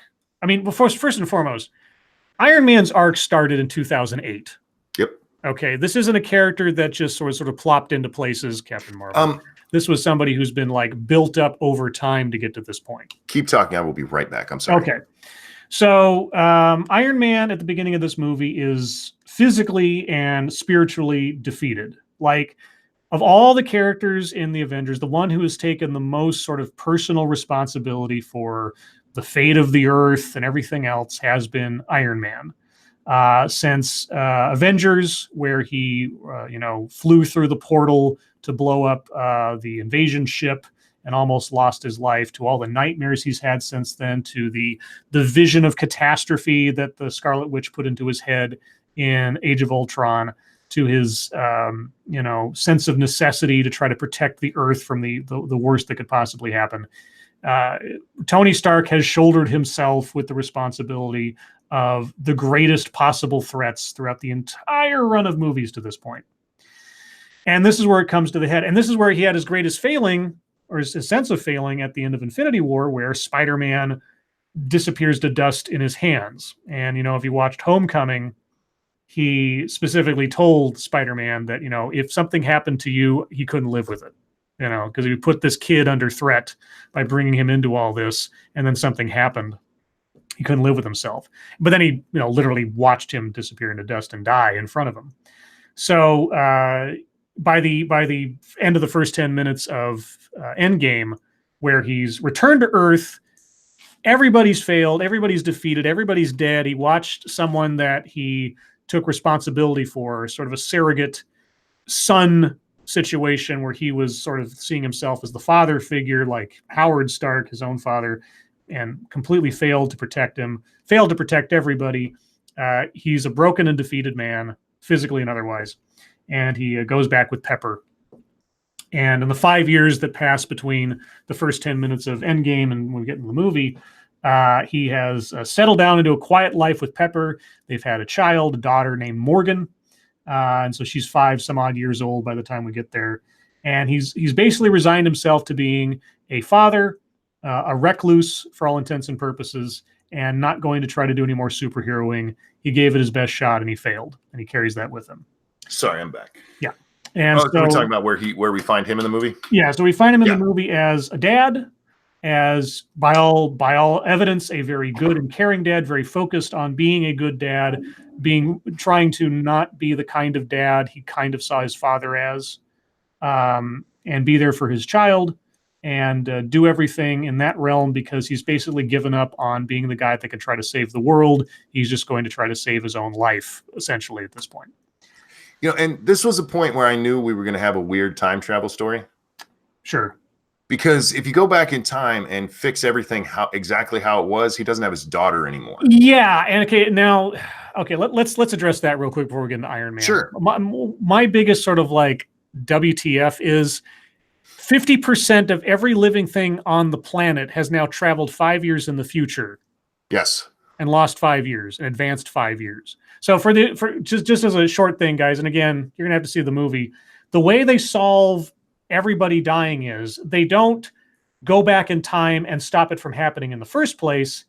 Instead, basically because Iron Man says so. If it wasn't for Iron Man and his daughter, there wouldn't be any sort of necessity to do this. But because Iron Man says so, when the Infinity Gauntlet is finally used to fix things, they just resurrect everyone who was dusted 5 years previous, and resurrects them, pulls them into 5 years in the future. Yes. That's their solution. So it doesn't undo everybody disappearing. It doesn't erase the memories of everyone who survived. It just pulls into the future everybody who disappeared 5 years in the past. So for 50% of every living thing in the entire universe, they've all time traveled 5 years in the future. And there's a weird part about that. And let's get through Tony, and then we'll sure. address when everybody comes back, because there's some weird shit that went on there. There's some weird shit that went on there. It also narratively helps with some of the potential things they could do in future movies. We'll talk about that. Anyway, so Iron Man, he's now a stay-at-home dad, basically living on a farm somewhere with his kid and Pepper. And he's sort of resigned himself to being, this is my life now. We failed, but I'm going to do everything I can to sort of live the rest of my life as a good dad. And then, of course, after Scott Lang brings the idea of time travel through the quantum realm, everybody comes back to Tony because he's the biggest brain who could possibly make use of this. And he's like, no, not going to do it. Not going to try it. I'm not going to risk what I've got. Last 5 years, I've got a daughter. I've got a life. I've got a family now. I'm not going to risk it. And besides which, if we try it, everything's going to get screwed up anyway. Do you know how time travel works? And then Scott Lang starts listing off, the plot points from Back to the Future 2, yes. Which is like, he's like, no, stop. The Terminator, no, stop. He's like, no. He even asked him, is your theory of time travel based on Back to the Future? It's just like, so, and like, no, stop. So he initially sends them away and says, I'm not going to help. And that's when they go off to get the next biggest brain they know, which is Banner, but that's later. But then, of course, as soon as the idea is planted in Tony's head, just like as he's presented as a character in all the previous films, his self-shouldering of responsibility for solving the big problems rears its ugly head, and he can't help himself, and he solves time travel in 5 minutes, y'all.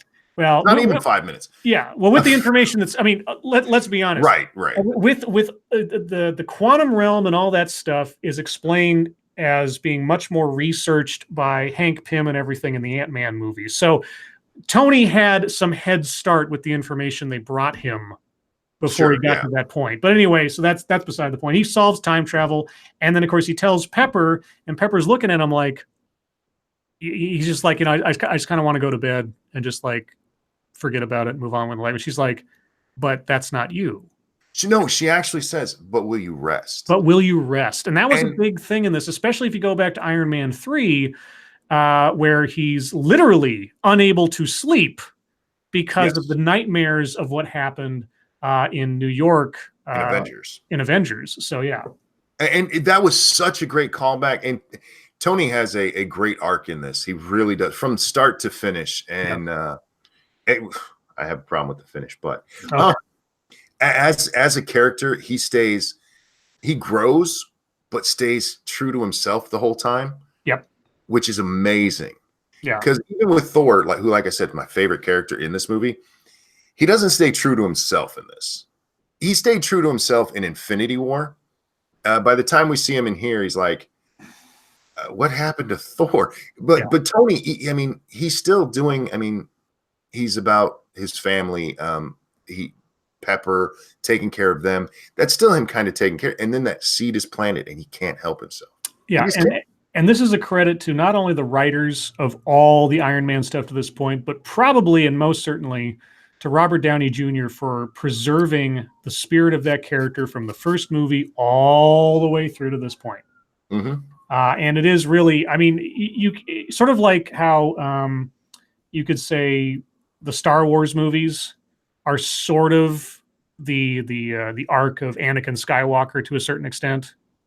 Sure. It's depending on how you look at it. You could almost say that the whole of the Marvel universe to this point has been an evolution specifically of Iron Man in both peripherally and otherwise throughout the entire series. But anyway, so he gets his idea planted in his head. He can't help himself. He goes off to help the Avengers do time travel. But he says, whatever we do, we have to just preserve what we have now. Yeah. And fix what was lost. We can't go back in time and just erase it. And to a certain extent, okay, as much as the 5-year jump, goofy to me in quote unquote reality, I at least appreciate the fact that we're not talking about negating everything that happened in Infinity War. Sure. Because that's kind of what you always like, oh, we woke up and it was just a dream. At least they didn't go that route. So I kind of appreciate that aspect of it. The 5-year jump for 50% of everybody in the world and the universe, that's weird to me, but we'll talk about that later. Anyway, so he fixes time travel, and that's when we start the time travel stuff. And that's when we already talked about them going back to the Avengers movie. The real meat of it is that in the Avengers time travel jump, Tony loses the space cube to an accident where the Hulk knocks him down. He knocks the space cube out. That's when Loki grabs it and disappears. Yes. That's where I think is going to be the moment where we figure out how Loki gets his own TV series later. But anyway, they have to figure out, so we lost the Space Stone. How do we get it back? Well, we do know where it was at a specific point in history, way back in the 60s or something, back at the Army base where Captain America was actually sort of invented. So Tony and Cap jump back in time to the 60s. I think it was the 60s. Yeah, around there. Yeah, back to Camp Lehigh. So Tony's posing as a SHIELD scientist, or an SSR scientist, I guess, at the time. Actually, shouldn't this be the 40s? Because they jump back to... No, because Howard Stark has got like the big mutton chops, and they're talking about... Oh, okay, yeah. Yeah, so we're somewhere in the 60s or so. Jim Healis tells it was 1970. Oh, 70? Okay. April 4th, 1970. Thank you. Yeah, I didn't pay attention to all the writing on the screen. So they jump my memory, there, stop it.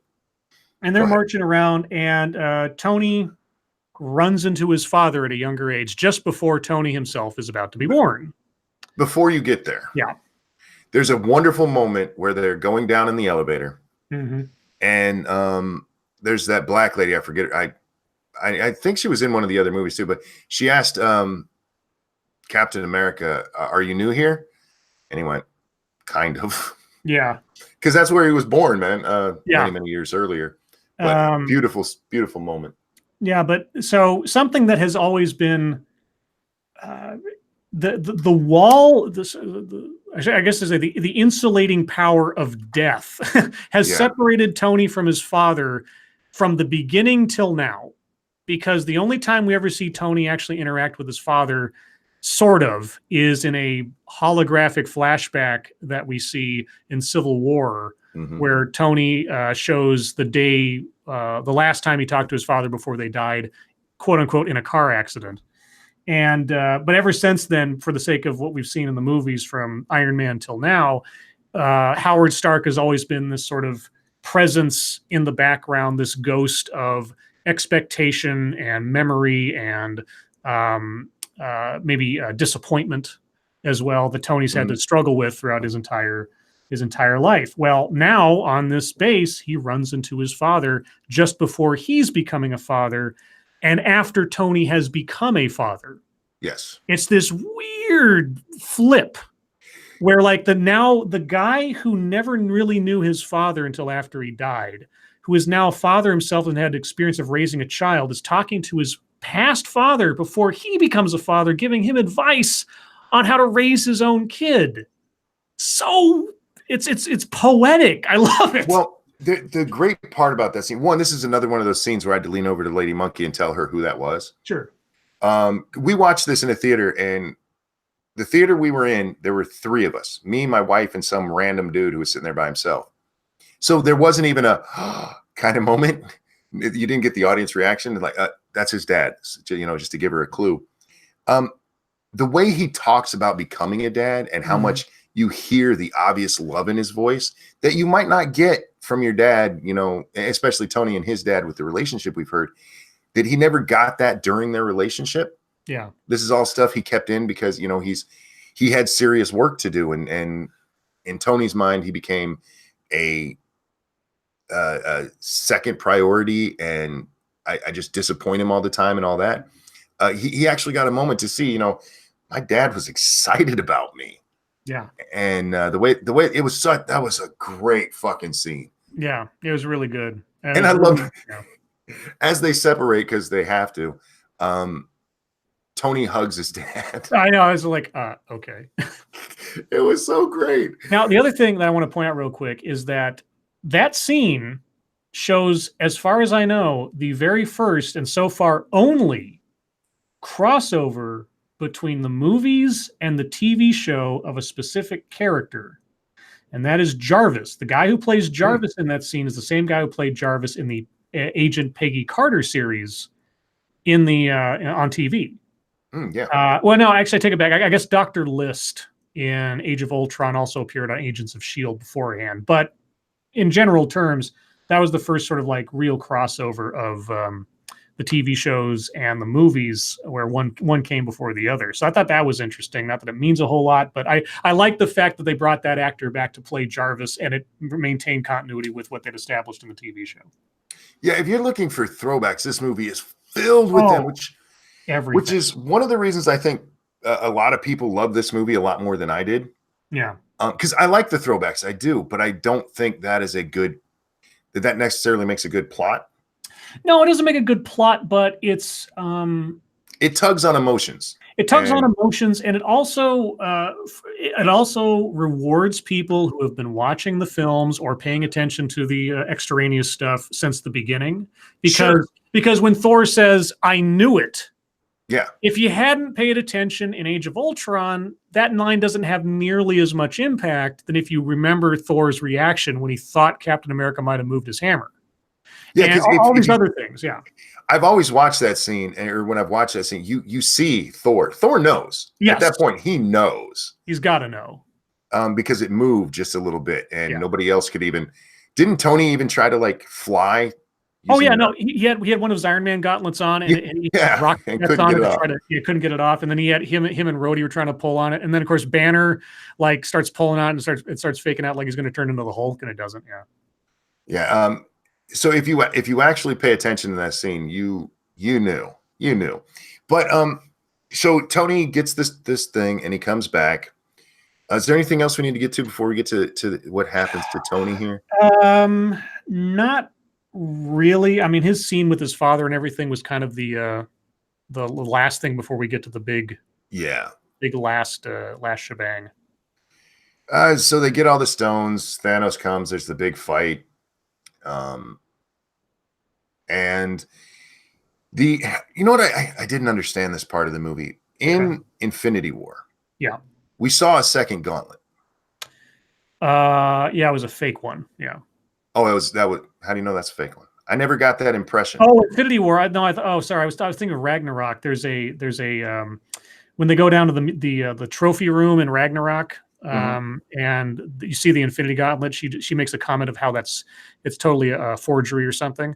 Because if you go back to the original Thor movie, before all of this was figured out, in the background you do see the Infinity Gauntlet in Odin's trophy room.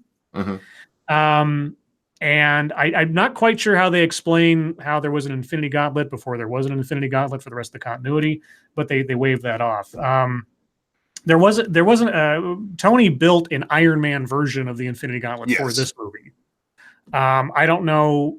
Now, see, and that's something that didn't make any sense to me, because they say specifically in Infinity War that they had to go off to that dwarf planet to forge the gauntlet to hold the Infinity Stones, because only certain things could actually hold the Infinity Stones. Yeah. And Iron Man built it. So did I miss something where, because I mean, when they meet Thanos in the first 10 minutes of the movie, they cut off his hand and they have the gauntlet itself, even though it doesn't have the stones. Did they recycle the gauntlet that they took from Thanos into this new thing? I don't know. They don't explain. And I wish they had. In Infinity War, Thor sees the gauntlet sitting there, and maybe it was just a mold for the gauntlet that we see. Maybe that's why. Maybe that's what it was. Yeah, because he sees that and he goes, "What did you do?" Yeah. So to me, I always thought, well, there's a second gauntlet sitting right there, so why didn't they just use that? But Tony makes an Iron Man gauntlet. Yeah, which is kind of cool. I mean, it's kind of cool. But again, I don't know if I can only assume that he worked in the first gauntlet into it to handle the stones. But of course, then that doesn't matter by the very end of the film. So Jim says, "Monkey, it was a mold," which I guess. But I mean, when you make a mold for something like that, if you poured stuff on top of it, it would have filled up all the little holes. So you would have it a reverse to make that mold. Yeah. Quinn asks in chat, did the snap kill Jarvis? Because Iron Man IA had a different voice. No. Jarvis became a living being back in Age of Ultron. No. So here's how it works. So Jarvis was Howard Stark's butler. Yes. And Jarvis, the human being, by the time we get to Iron Man, the first movie, Jarvis had died because he'd been around since like the 40s. So he was dead. Tony Stark named his AI after Jarvis and gave him a British accent. But that's not Jarvis. These are two different characters. And then the Jarvis AI eventually is imbued into the android that would become the Vision. Yes. With the Soul Stone. So these are Jarvis, the butler you see in this movie, and Jarvis, the AI, are completely separate entities. No, I think they're Vision, who gets to become Jarvis, dies in Infinity War before the snap. Yes. But the voice change happened many movies back. No, the voice was always the same guy. Paul Bettany was always Jarvis. No, I'm talking about Tony's AI. What you hear when he's Friday. in the suit. Friday. The female voice became the AI in Age of Ultron. Yeah, because after Jarvis disappears or is thought to be destroyed at that point, Tony falls onto his backup AI, which is Friday. I forget who does the voice of Friday. I think it's somebody famous. But yeah, that's the female AI Friday is not Jarvis. Yes, or Vision. Yeah. So big fight. The Infinity Gauntlet, the Iron Infinity Gauntlet, Tony puts it on. He's going to save the world. And he snaps his fingers, and as we've learned, Well, that's not what happens. First off, there's that telegraph that pissed me off. So Iron Man at the pivotal moment. So there's a quick conversation when Doctor Strange shows up, and Iron Man looks at him and says, "Out of all those possible futures, you saw one. Is this the one?"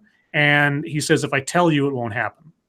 And so he goes off, and then pissed me off because you know what's going to happen right there. Yeah, exactly. But here's the thing. So then at the critical moment, Iron Man looks over at Doctor Strange, and Doctor Strange doesn't say anything. He just holds up a single finger. Single finger, one. Saying, this is one. This is it. And so Iron Man knows this is whatever I'm thinking of doing, I got to do it. And so he makes the choice, and he barrel rushes Thanos, and he grabs all the stones off of the Iron Man gauntlet and puts it onto his own Iron Man gauntlet before Thanos can realize what's happened, which is a little weird, but whatever. Yeah. And then Thanos snaps his fingers, and nothing happens because he doesn't have the stones. And then Iron Man shows that he's got them all, and then he snaps his fingers, and all of Thanos' forces turn to dust, including Thanos. Yeah. And because of that, because of the toll on the body, Tony dies. Yep. Tony's burnt out from destroying all Thanos' forces, and that he's just a normal human, and maybe because he just had a Iron Man gauntlet and not an Infinity Gauntlet. And he's burned, his arm's all fucked up. He's sitting there. Pepper comes over to him to tell him that he can rest now. Well, hang on. This is one of the problems I have with Spider-Man. Yeah, he had to be there too. Yeah. Because Peter Parker rushes over, gets in front of Pepper. Her fucking husband is dying here. Yeah. Mr. Stark. Yeah. Oh my God, all of the relationships in the Marvel MCU, man. Yeah.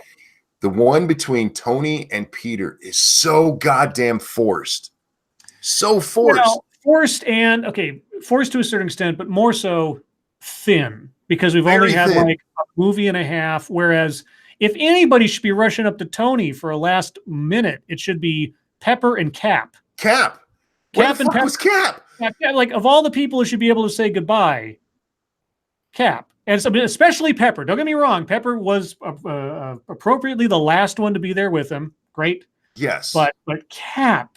I mean, like the relationship that was torn asunder in fucking Civil War and only sort of tangentially kind of brought together for this. The last minute is fucking Spider-Man. Come on. Yeah, and I mentioned at the beginning, fuck Spider-Man in this whole movie. But then Pepper, you can rest now. Now that part almost made me cry. Yeah, that was rough. That was rough. Especially if you followed this from the beginning and going back to, like you said, Iron Man 3 and how this man is just tortured and still pushing on. And she's like, you can rest. And I'm like, no, don't kill him. And that's when Lady Mug, and she reaches into her purse for more. And it was his arc.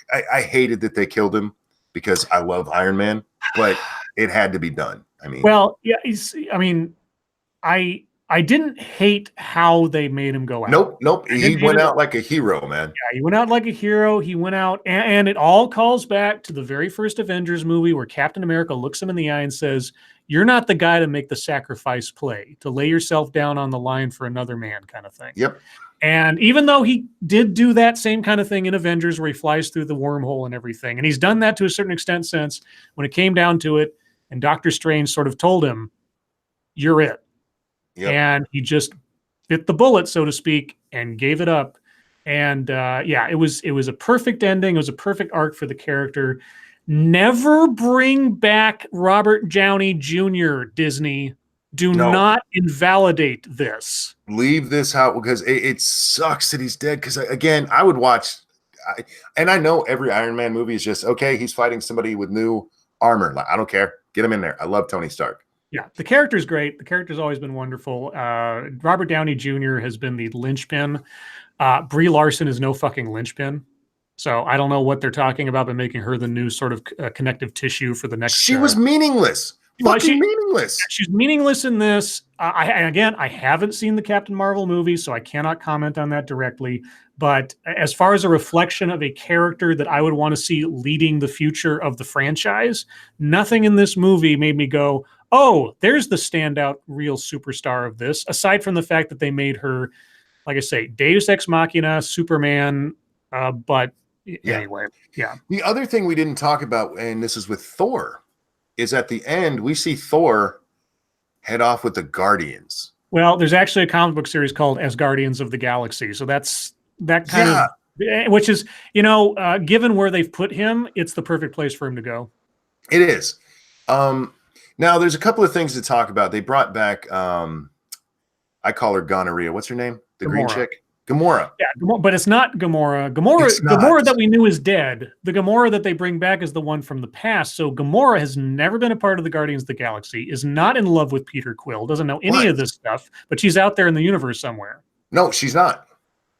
Yeah, because he was searching for her at on the ship just before Thor showed up. That's the plans he was searching. Was searching for Gamora. I don't understand, because she should have disappeared when everybody else did. Nope. Everybody from the... Nope. The time-displaced Gamora is still alive, and she's out there. I disagree with you on that. I have a feeling, because there's no... it makes all the sense in the world. He has to re-win her heart, and that's going to be part of Guardians of the Galaxy 3. That's where I thought they were going, because they even have this great scene where... I'm so sorry. I suck with a lot of these names. Her robot sister, Nebula. Gamora comes up to Star-Lord, and he's like, "Oh my God, it's you!" And she kicks him or something, and she turns to her sister and goes, "This one, are you sure?" And you get it, if you watch Guardians of the Galaxy, they didn't start off as boyfriend and girlfriend. That came later, but with Tony's snap, all of the people from that other timeline disappear. They turn into the dust. Well, we never see her turn into dust. And you're right. And he's searching for her. He's searching for her on the ship when they get back on the ship. He's setting the thing to search for her. So either I guess it's possible he doesn't know about the Soul Stone price, but that doesn't make any sense, because he knows that Thanos killed her, because that's what drove him nuts in the Infinity War to break the one chance they had to stop him ahead of time. So I'm not quite sure why he was searching for her if she had just turned to dust, or why Tony Stark would have made her go away when he took away all of Thanos' force. He wouldn't know she was a good one. Tony wouldn't know that. But since we didn't see it, though, I don't remember seeing Gamora turn to dust. So I don't know exactly what he was searching for then on the ship after everything else was done. And yes, guys, I call her Gonorrhea because I have trouble remembering Gamora, and it's close enough, and it's funny. What else happened? This is the part I wanted to talk about, because when they all come back, when all of the Avengers show up, they come out of these giant portals. Yes. And Doctor Strange portals. Those are Doctor Strange portals. Yeah, and it's explained that when they were dust, Doctor Strange was like teaching them or something. Did you catch that line? I see. Okay, in the Doctor Strange movie, most of the mages and sorcerers were killed at the different sanctums around the world. That was part of the plot of the Doctor Strange movie. It's still a little fuzzy on where in the chain of events Doctor Strange took place, but there were way too many fucking mages there for the amount of time that was between the fixing snap brought everybody forward 5 years in the future. There's no way he had any time, especially since he doesn't have the time stone, to have trained all those fucking wizards with their little magical shields. That made no fucking sense. Of all the things in that battle, it made absolutely no sense. The Ravagers coming in through the portals from Guardians of the Galaxy, the Valkyries, everybody else is like, okay, I can fudge a few things. Like there was time because between the snap and the Avengers building getting blown up, it was like, what? An hour or something or less between that and when we got to the point where everybody shows up. So of all the people that would have known what would have happened, Doctor Strange saw the future before he went to dust. So of all the people that could have done something as soon as he woke back up, he's the guy who could have arranged a lot of that. And since he's got magic and he's got Wong and all this other stuff, but all those other magical students didn't make any sense. Thank you, Tyradeos. Monkey, please check Streamlabs. Oh, On my way over there. I didn't have it open. Sorry. yeah. So that one part, the battle scene, while gratifying in some moments, was a lot of noise and action that made me kind of go like, this is. I mean, the meaningful fight, like when you thought it was going to be Captain America showdown with Thanos mano a mano, I was like, oh shit. And then when everybody showed up, that was a great moment. And we was like, Avengers Assemble, that was great. And then all the battle stuff started happening. Tyra over on Streamlabs, thank you so much. I'm a female, and I found the all-female photo op took me out of the movie and distracted me from the final fight. It was a shit scene. Yeah, that part, you dicks. That was so ham-fisted bullshit. She's not alone. Shut up. God damn it. Yeah. Anyway, so I don't know where all those mages came from. Him being able to, it's so when you see those portals show up, they're called, or they're generated from things called sling rings. I don't remember that being part of the comic books, but whatever. Anyway, all that stuff I can sort of hand wave aside with magic, because literally magic, but all those little like junior sorcerers being there, that didn't make any sense, but whatever. Now, here's the fight itself, as far as the whole story and all that goes, there's a lot of problems with it.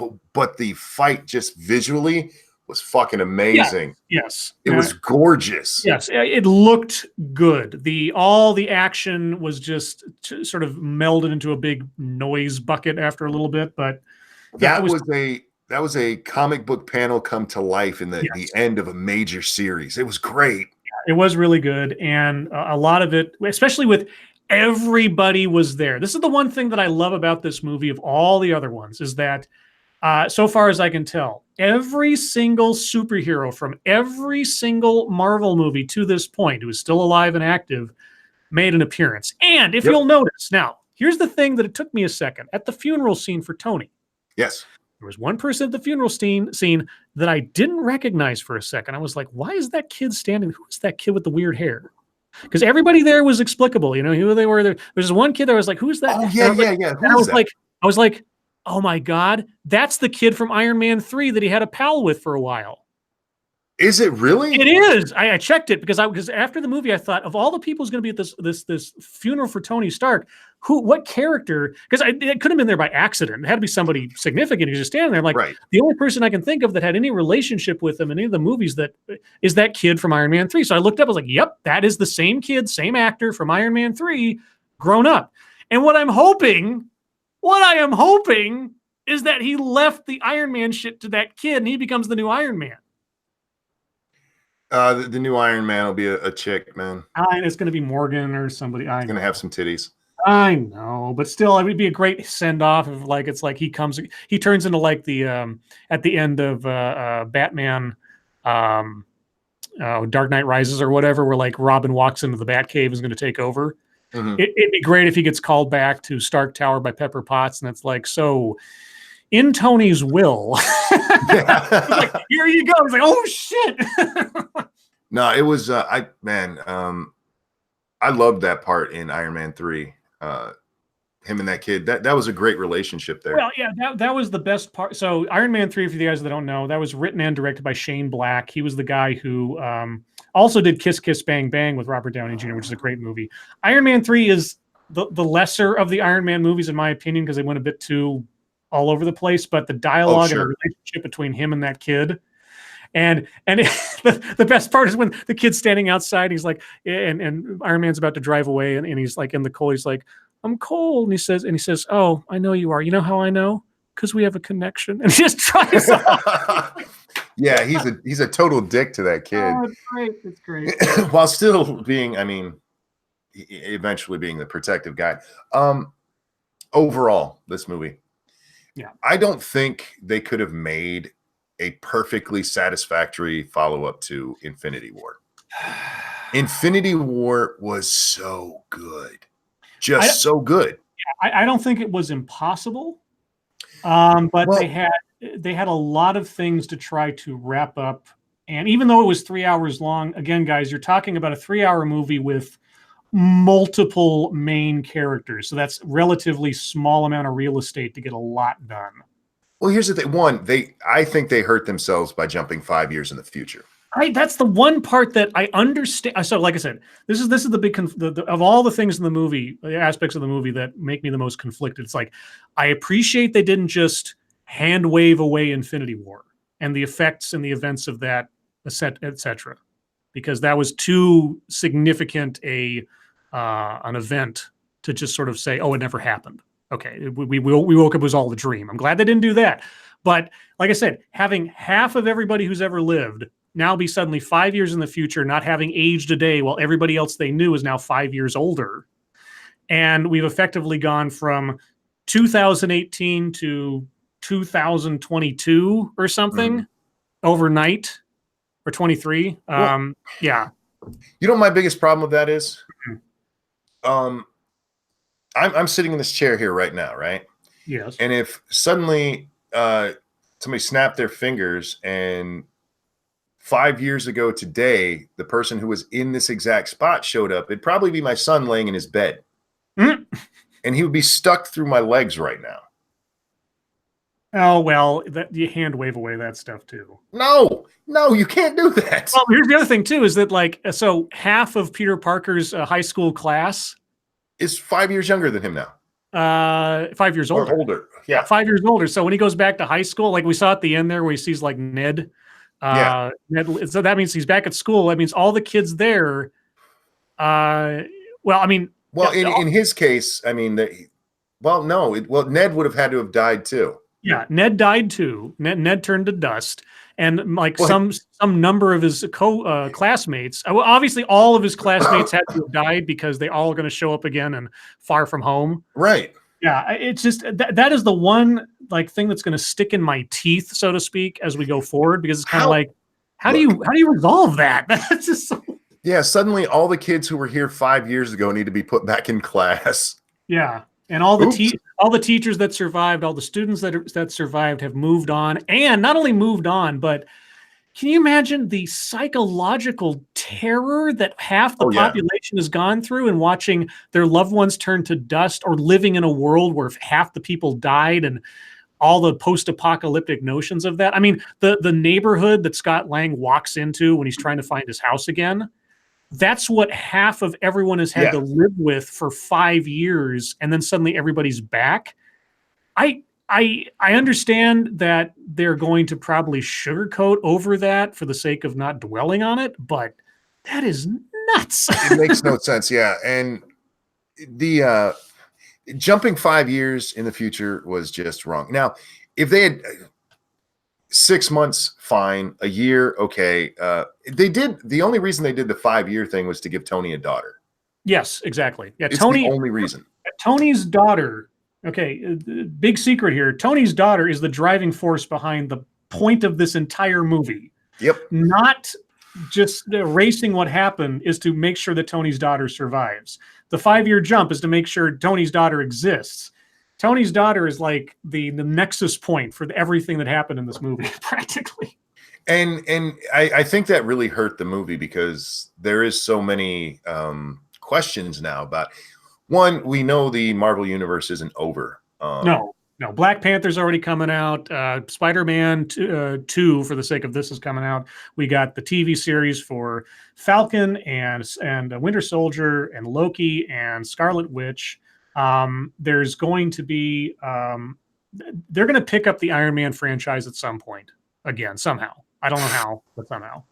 Jim, that is a horrible question. What if you were in the middle of making number 2 when the snap happened? When you come back, is it still doing it?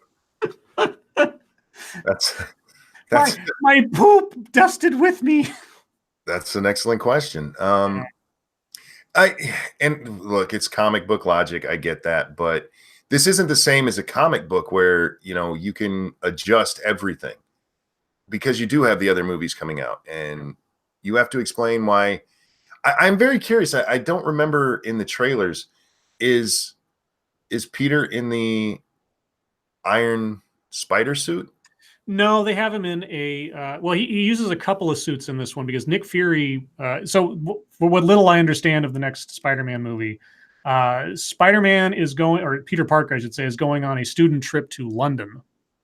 And basically, Nick Fury shows up and says, okay, we're going to use your trip to London as a cover because you're going to do these things for me. And I don't know what those are yet, but he ends up using the regular Spider-Man suit, or the classic one, I guess.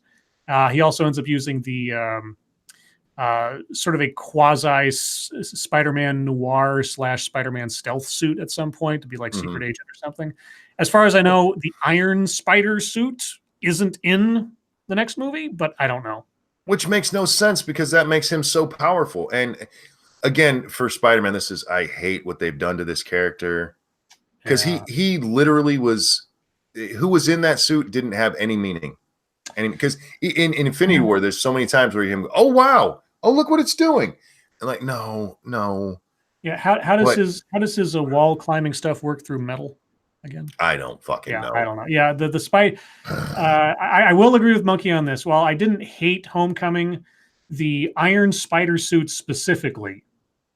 There are examples in the comic books of Spider-Man having armored suits that he created himself at different points to fight specific bad guys. But they weren't Tony Stark made. And the one time that Tony Stark did make him an Iron Spider suit was for the Civil War arc. And he didn't keep it long because it was Stark technology and Stark could turn it on and off and that kind of stuff. Right. He went back to the classic suit. Yeah, if there's one thing that I will agree with Monkey on, the Iron Spider suit defeats the whole point of there being a Spider-Man in a spider suit. And in fact, the Tony Stark built Spider-Man suit, even the regular quote-unquote cloth one, takes a lot of it out of it, because that was the thing. Spider-Man was just a guy, a superhero, sure, with superpowers, super healing, strength, etc. But otherwise, he was in a suit he made himself, maintained himself, web shooters he built and maintained himself. He was self-contained. He didn't have this giant helping hand of God from Tony Stark to do it. And that's what made Spider-Man to a lot of extent. He was on his own. He was very solo. And the Iron Man thing takes that big part of his character out of the way. Anyway. Atheist there is sadistic atheist. Spider-Man doesn't need his spider senses anymore. The suit does it for him. It did all through Infinity War and this. And it was Jesus. Yeah. But him getting in front of Pepper Potts. Are you kidding me? Are you kidding me? She should have kicked his ass. That's my husband, bitch.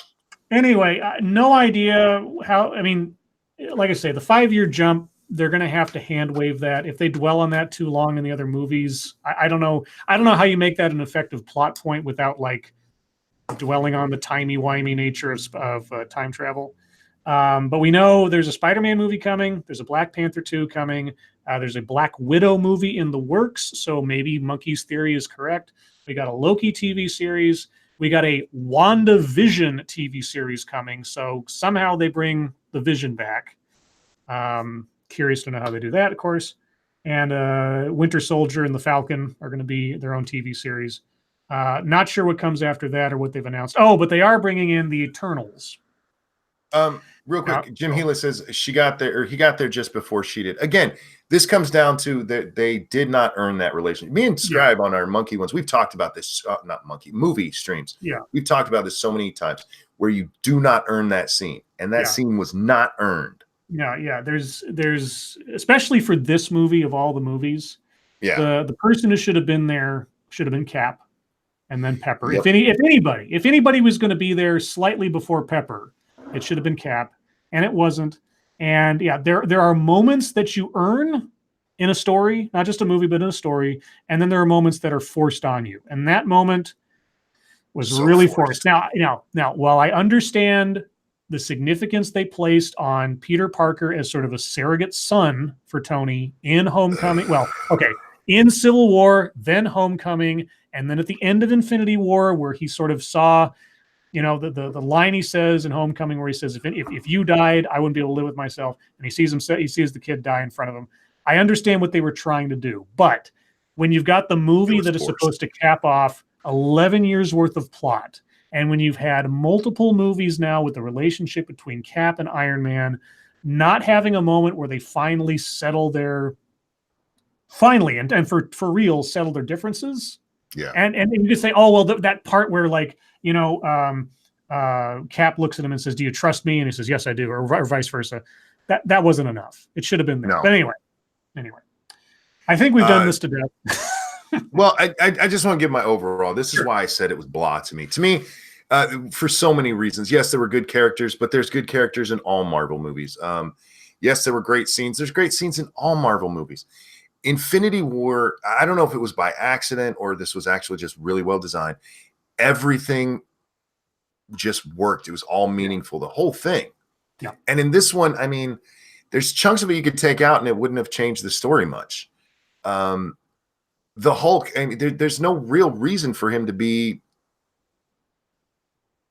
Professor Hulk in this other than they decided to do it. There's so much of it that was just like, I don't care.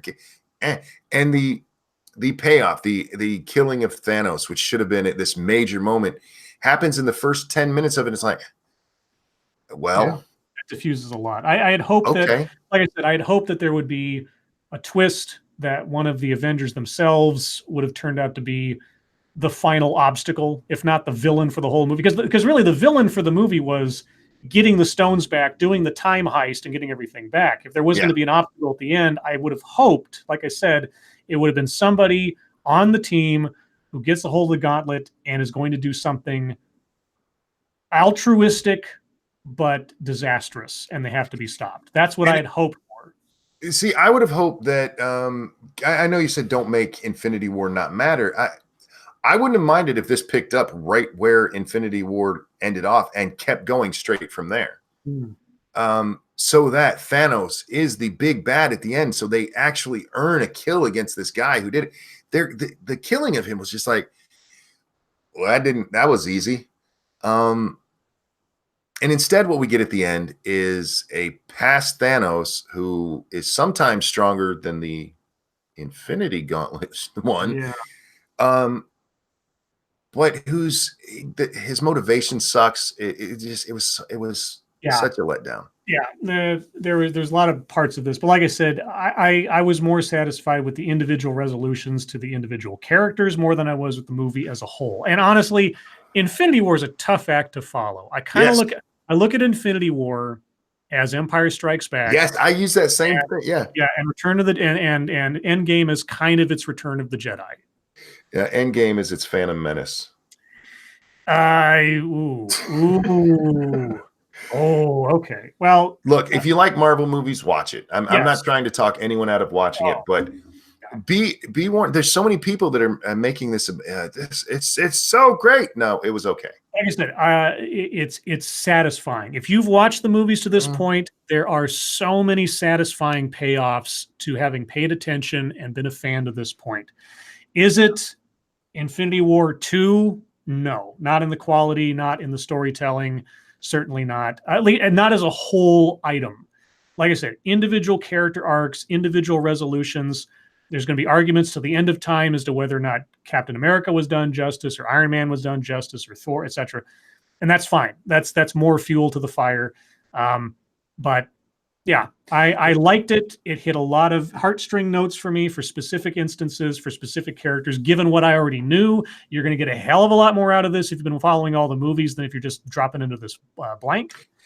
And that right there is why I say it's an okay movie. Infinity War, as long as you know what superheroes are, you don't have to know who everyone is. Not really. No. You don't have to have watched all of the other movies. It helps. It helps, but it's not. This movie was all for it to be a great movie. I'm using air quotes there. You're right. You have to have followed everything because there's so many little payoffs here and there. You didn't have that in Infinity War. It was just a great movie on its own. Where this one, without those, if you hadn't seen all of those, it's just like, okay, somebody died. For the most part, Infinity War can stand on its own. Endgame needs the entirety of the Marvel universe to have the biggest impact. That's true. Indeed. All right, guys. Well, we have done that to death. We're over 2 hours on this, and that's, I think, more than enough. There's going to be conversations and debates and nerd fights over this for the end of time. And rest assured, as the other movies come out, or TV shows or whatever else, Monkey and I will be there with everybody else. Thank you guys so much for joining us. If you haven't seen the movie and you listen to all of this, still go see the movie. It's still worth it if you care at all about the Marvel Universe. I have inklings of where they may go next with certain stories and stuff, but I'll keep that to myself because I don't want to spoil anything for anybody. Because I know some stuff about the comic books, but God knows what they'll do with the storylines. Anyway, Monkey, thank you so much. Oh, okay. Before we end it, I want to ask you. Interrupt me, sure. Yes. Go ahead. Yeah. What do I care? How do you think the MCU, the movies, actually do from here on out? Okay, so the only thing that will work, because now that they've done Thanos, it's like, how do you follow that? Mm-hmm. All right. The only thing that'll work is if they basically do a reset on the threat. And what I mean by the threat is, like, Thanos as a threat, the Infinity Stones as a plot point, they were built up and they were seeded over years. And this was the mistake that Justice League made and so many other movies make, is that they try to blow their whole load in the first shot. Yeah. And then they have nowhere to go after that. Absolutely nowhere to go. I mean, once you've had world invading Zod in Man of Steel, how the fuck do you go back to like fighting Batman as a big drama point? You don't. Right. You just don't. So they have to start out small again. They have to see the snap and the 5-year jump and everything as a reset for several things. They have to have aged out literally some aspects of the universe in the 5 years, and they have to introduce new blood. So we got to start from ground zero again. I don't know who the long-term slow burn bad guy is going to be by the time we get to the next big thing. Mm-hmm. I can assume certain characters. I won't say anything because I have an idea, but we won't go there. But that's how they're going to have to do it. They're going to have to start out with small stakes. The next Black Panther movie has to be small stakes, not world-changing, personal. It's got to be personal and direct. Same thing for the next Spider-Man movie and onward. We got to build up. That's the only way it's going to work. Because if they start out big, like Black Panther saves us all from Galactus, no. So, but here's the thing. I have faith, given what we've seen over the last 11 years, that Kevin Feige and the people at Marvel understand that. Unlike the people at DC that want to like catch up to Marvel in 2 movies rather than 12. I have faith that Kevin Feige and everybody at Marvel understands what they have to do to start the new era and move forward. Now, do I have faith that Captain Marvel is going to be the spearhead that will fit the best for that? No, not in the least. And that's my biggest sort of like, uh-oh. Well, but we'll see. You're absolutely right about, I mean, Thanos was this big threat. How do you come back from literally getting rid of half the universe in a single snap? I think you can do it, given a little bit of time, but nothing is going to feel as meaningful. And with the characters they've built so far, Black Panther, Captain Marvel, and again, I only saw her in this. I haven't seen her movie. I just don't see the team I'm going to care about the way I did the original Avengers. Well, here's the thing. Like I said, the stakes have to be small and they have to be personal, because as they bring in these new characters, if the threats they face in their first outings don't do something to tell you something, like the conflict that they have to have when they first show up has to tell you something about the character as a person. That builds up the character as an entity unto themselves and not just a cog in the machine. So like the first Iron Man movie, he's fighting against Obadiah Stane, who's sort of like the legacy of his own father's era, and what's left over of what his father had built up, etc. Very personal conflict represented by his enemy, and not a world-changing one. It was a guy in another suit. We're talking about the end of the world is very personal, but it was also very deadly to him. And with the Captain America, you've got your opposite number, the Red Skull, but also dealing with all this, other stuff in World War II and Bucky. as long as they maintain that for the initiating adventures of their new teammates one by one, they can build up a cast of characters that have a place, that have something that I can care about as they move on to larger threats. As long as they do that. My point here, though, is the characters themselves. Mm-hmm. I've never cared about Captain Marvel, ever. Yeah. Black Panther, he's a cool character, but the movie character, I don't care about him. The ones that they're bringing in, I mean, I don't know. The original stories for the main cast, Tony, Thor, Captain America, and yeah, sure, Hulk and the other, those were your three big ones. And I actually cared about that. And I don't know what characters they're going to be able to bring in that are going to have the dynamic that I care about. And so far, I haven't seen it. And that worries me for where the MCU is headed. Well, you and I are of the old school who love the classic Marvel characters, and they've run through that roster pretty much already. So anything beyond the top tier is all going to be lesser to us. But then Guardians of the Galaxy, it's not impossible that you can take a completely relatively unknown or unappreciated character set and make something meaningful out of it. Rocket Raccoon, for fuck's sake, man! Rocket Raccoon in this movie and in Infinity War, they made a golden goose out of that character who was a nothing to even to me, who's been a Marvel freak my entire life. I knew of Rocket Raccoon, but I never thought Rocket Raccoon's going to turn into the heart and soul of 2 movies in a row. Anyway. Here's what I would do if I was them. I would stop with the Avengers and concentrate on X-Men. Well, yeah. Because they should have the rights back to that. They own the studio now. Yeah. And that has the wide range of new characters and frankly, the X-Men have so many, I'm using air quotes, main characters they could use that would be such a great way to go. But yeah, I didn't mean to interrupt the end of the stream here. I was just curious on your thoughts of where it's headed. And frankly, I'm not optimistic. I'm cautiously curious. That's as far as I go. It's like I don't know where they can go from here, but I am happy to be surprised. Yeah, fair enough. Anyway, guys, again, because just like Endgame, I have waited to go to the bathroom this entire time. Oh, there you go. And now I need to go. So, and that is a warning. If you go see this in the theater, don't drink too much, or at least if you're gonna leave when Captain America and Iron Man get to the army base, because I did, and I don't feel like I missed much of anything. Although I know there's a couple things now that I know I missed as far as like Easter eggs. But regardless, guys, thanks you again for joining us. Hope you enjoyed the movie. If you've seen it, if you haven't, by all means, go see it if you like Marvel stuff. And whether or not you'll see Monkey and I do another movie review in the near future, who knows? But for now, this is what you got. So, Monkey, thank you for joining me. Mm-hmm. Everyone, thank you for joining us. Have a good rest of your weekend, and we will talk to you later. Bye, guys.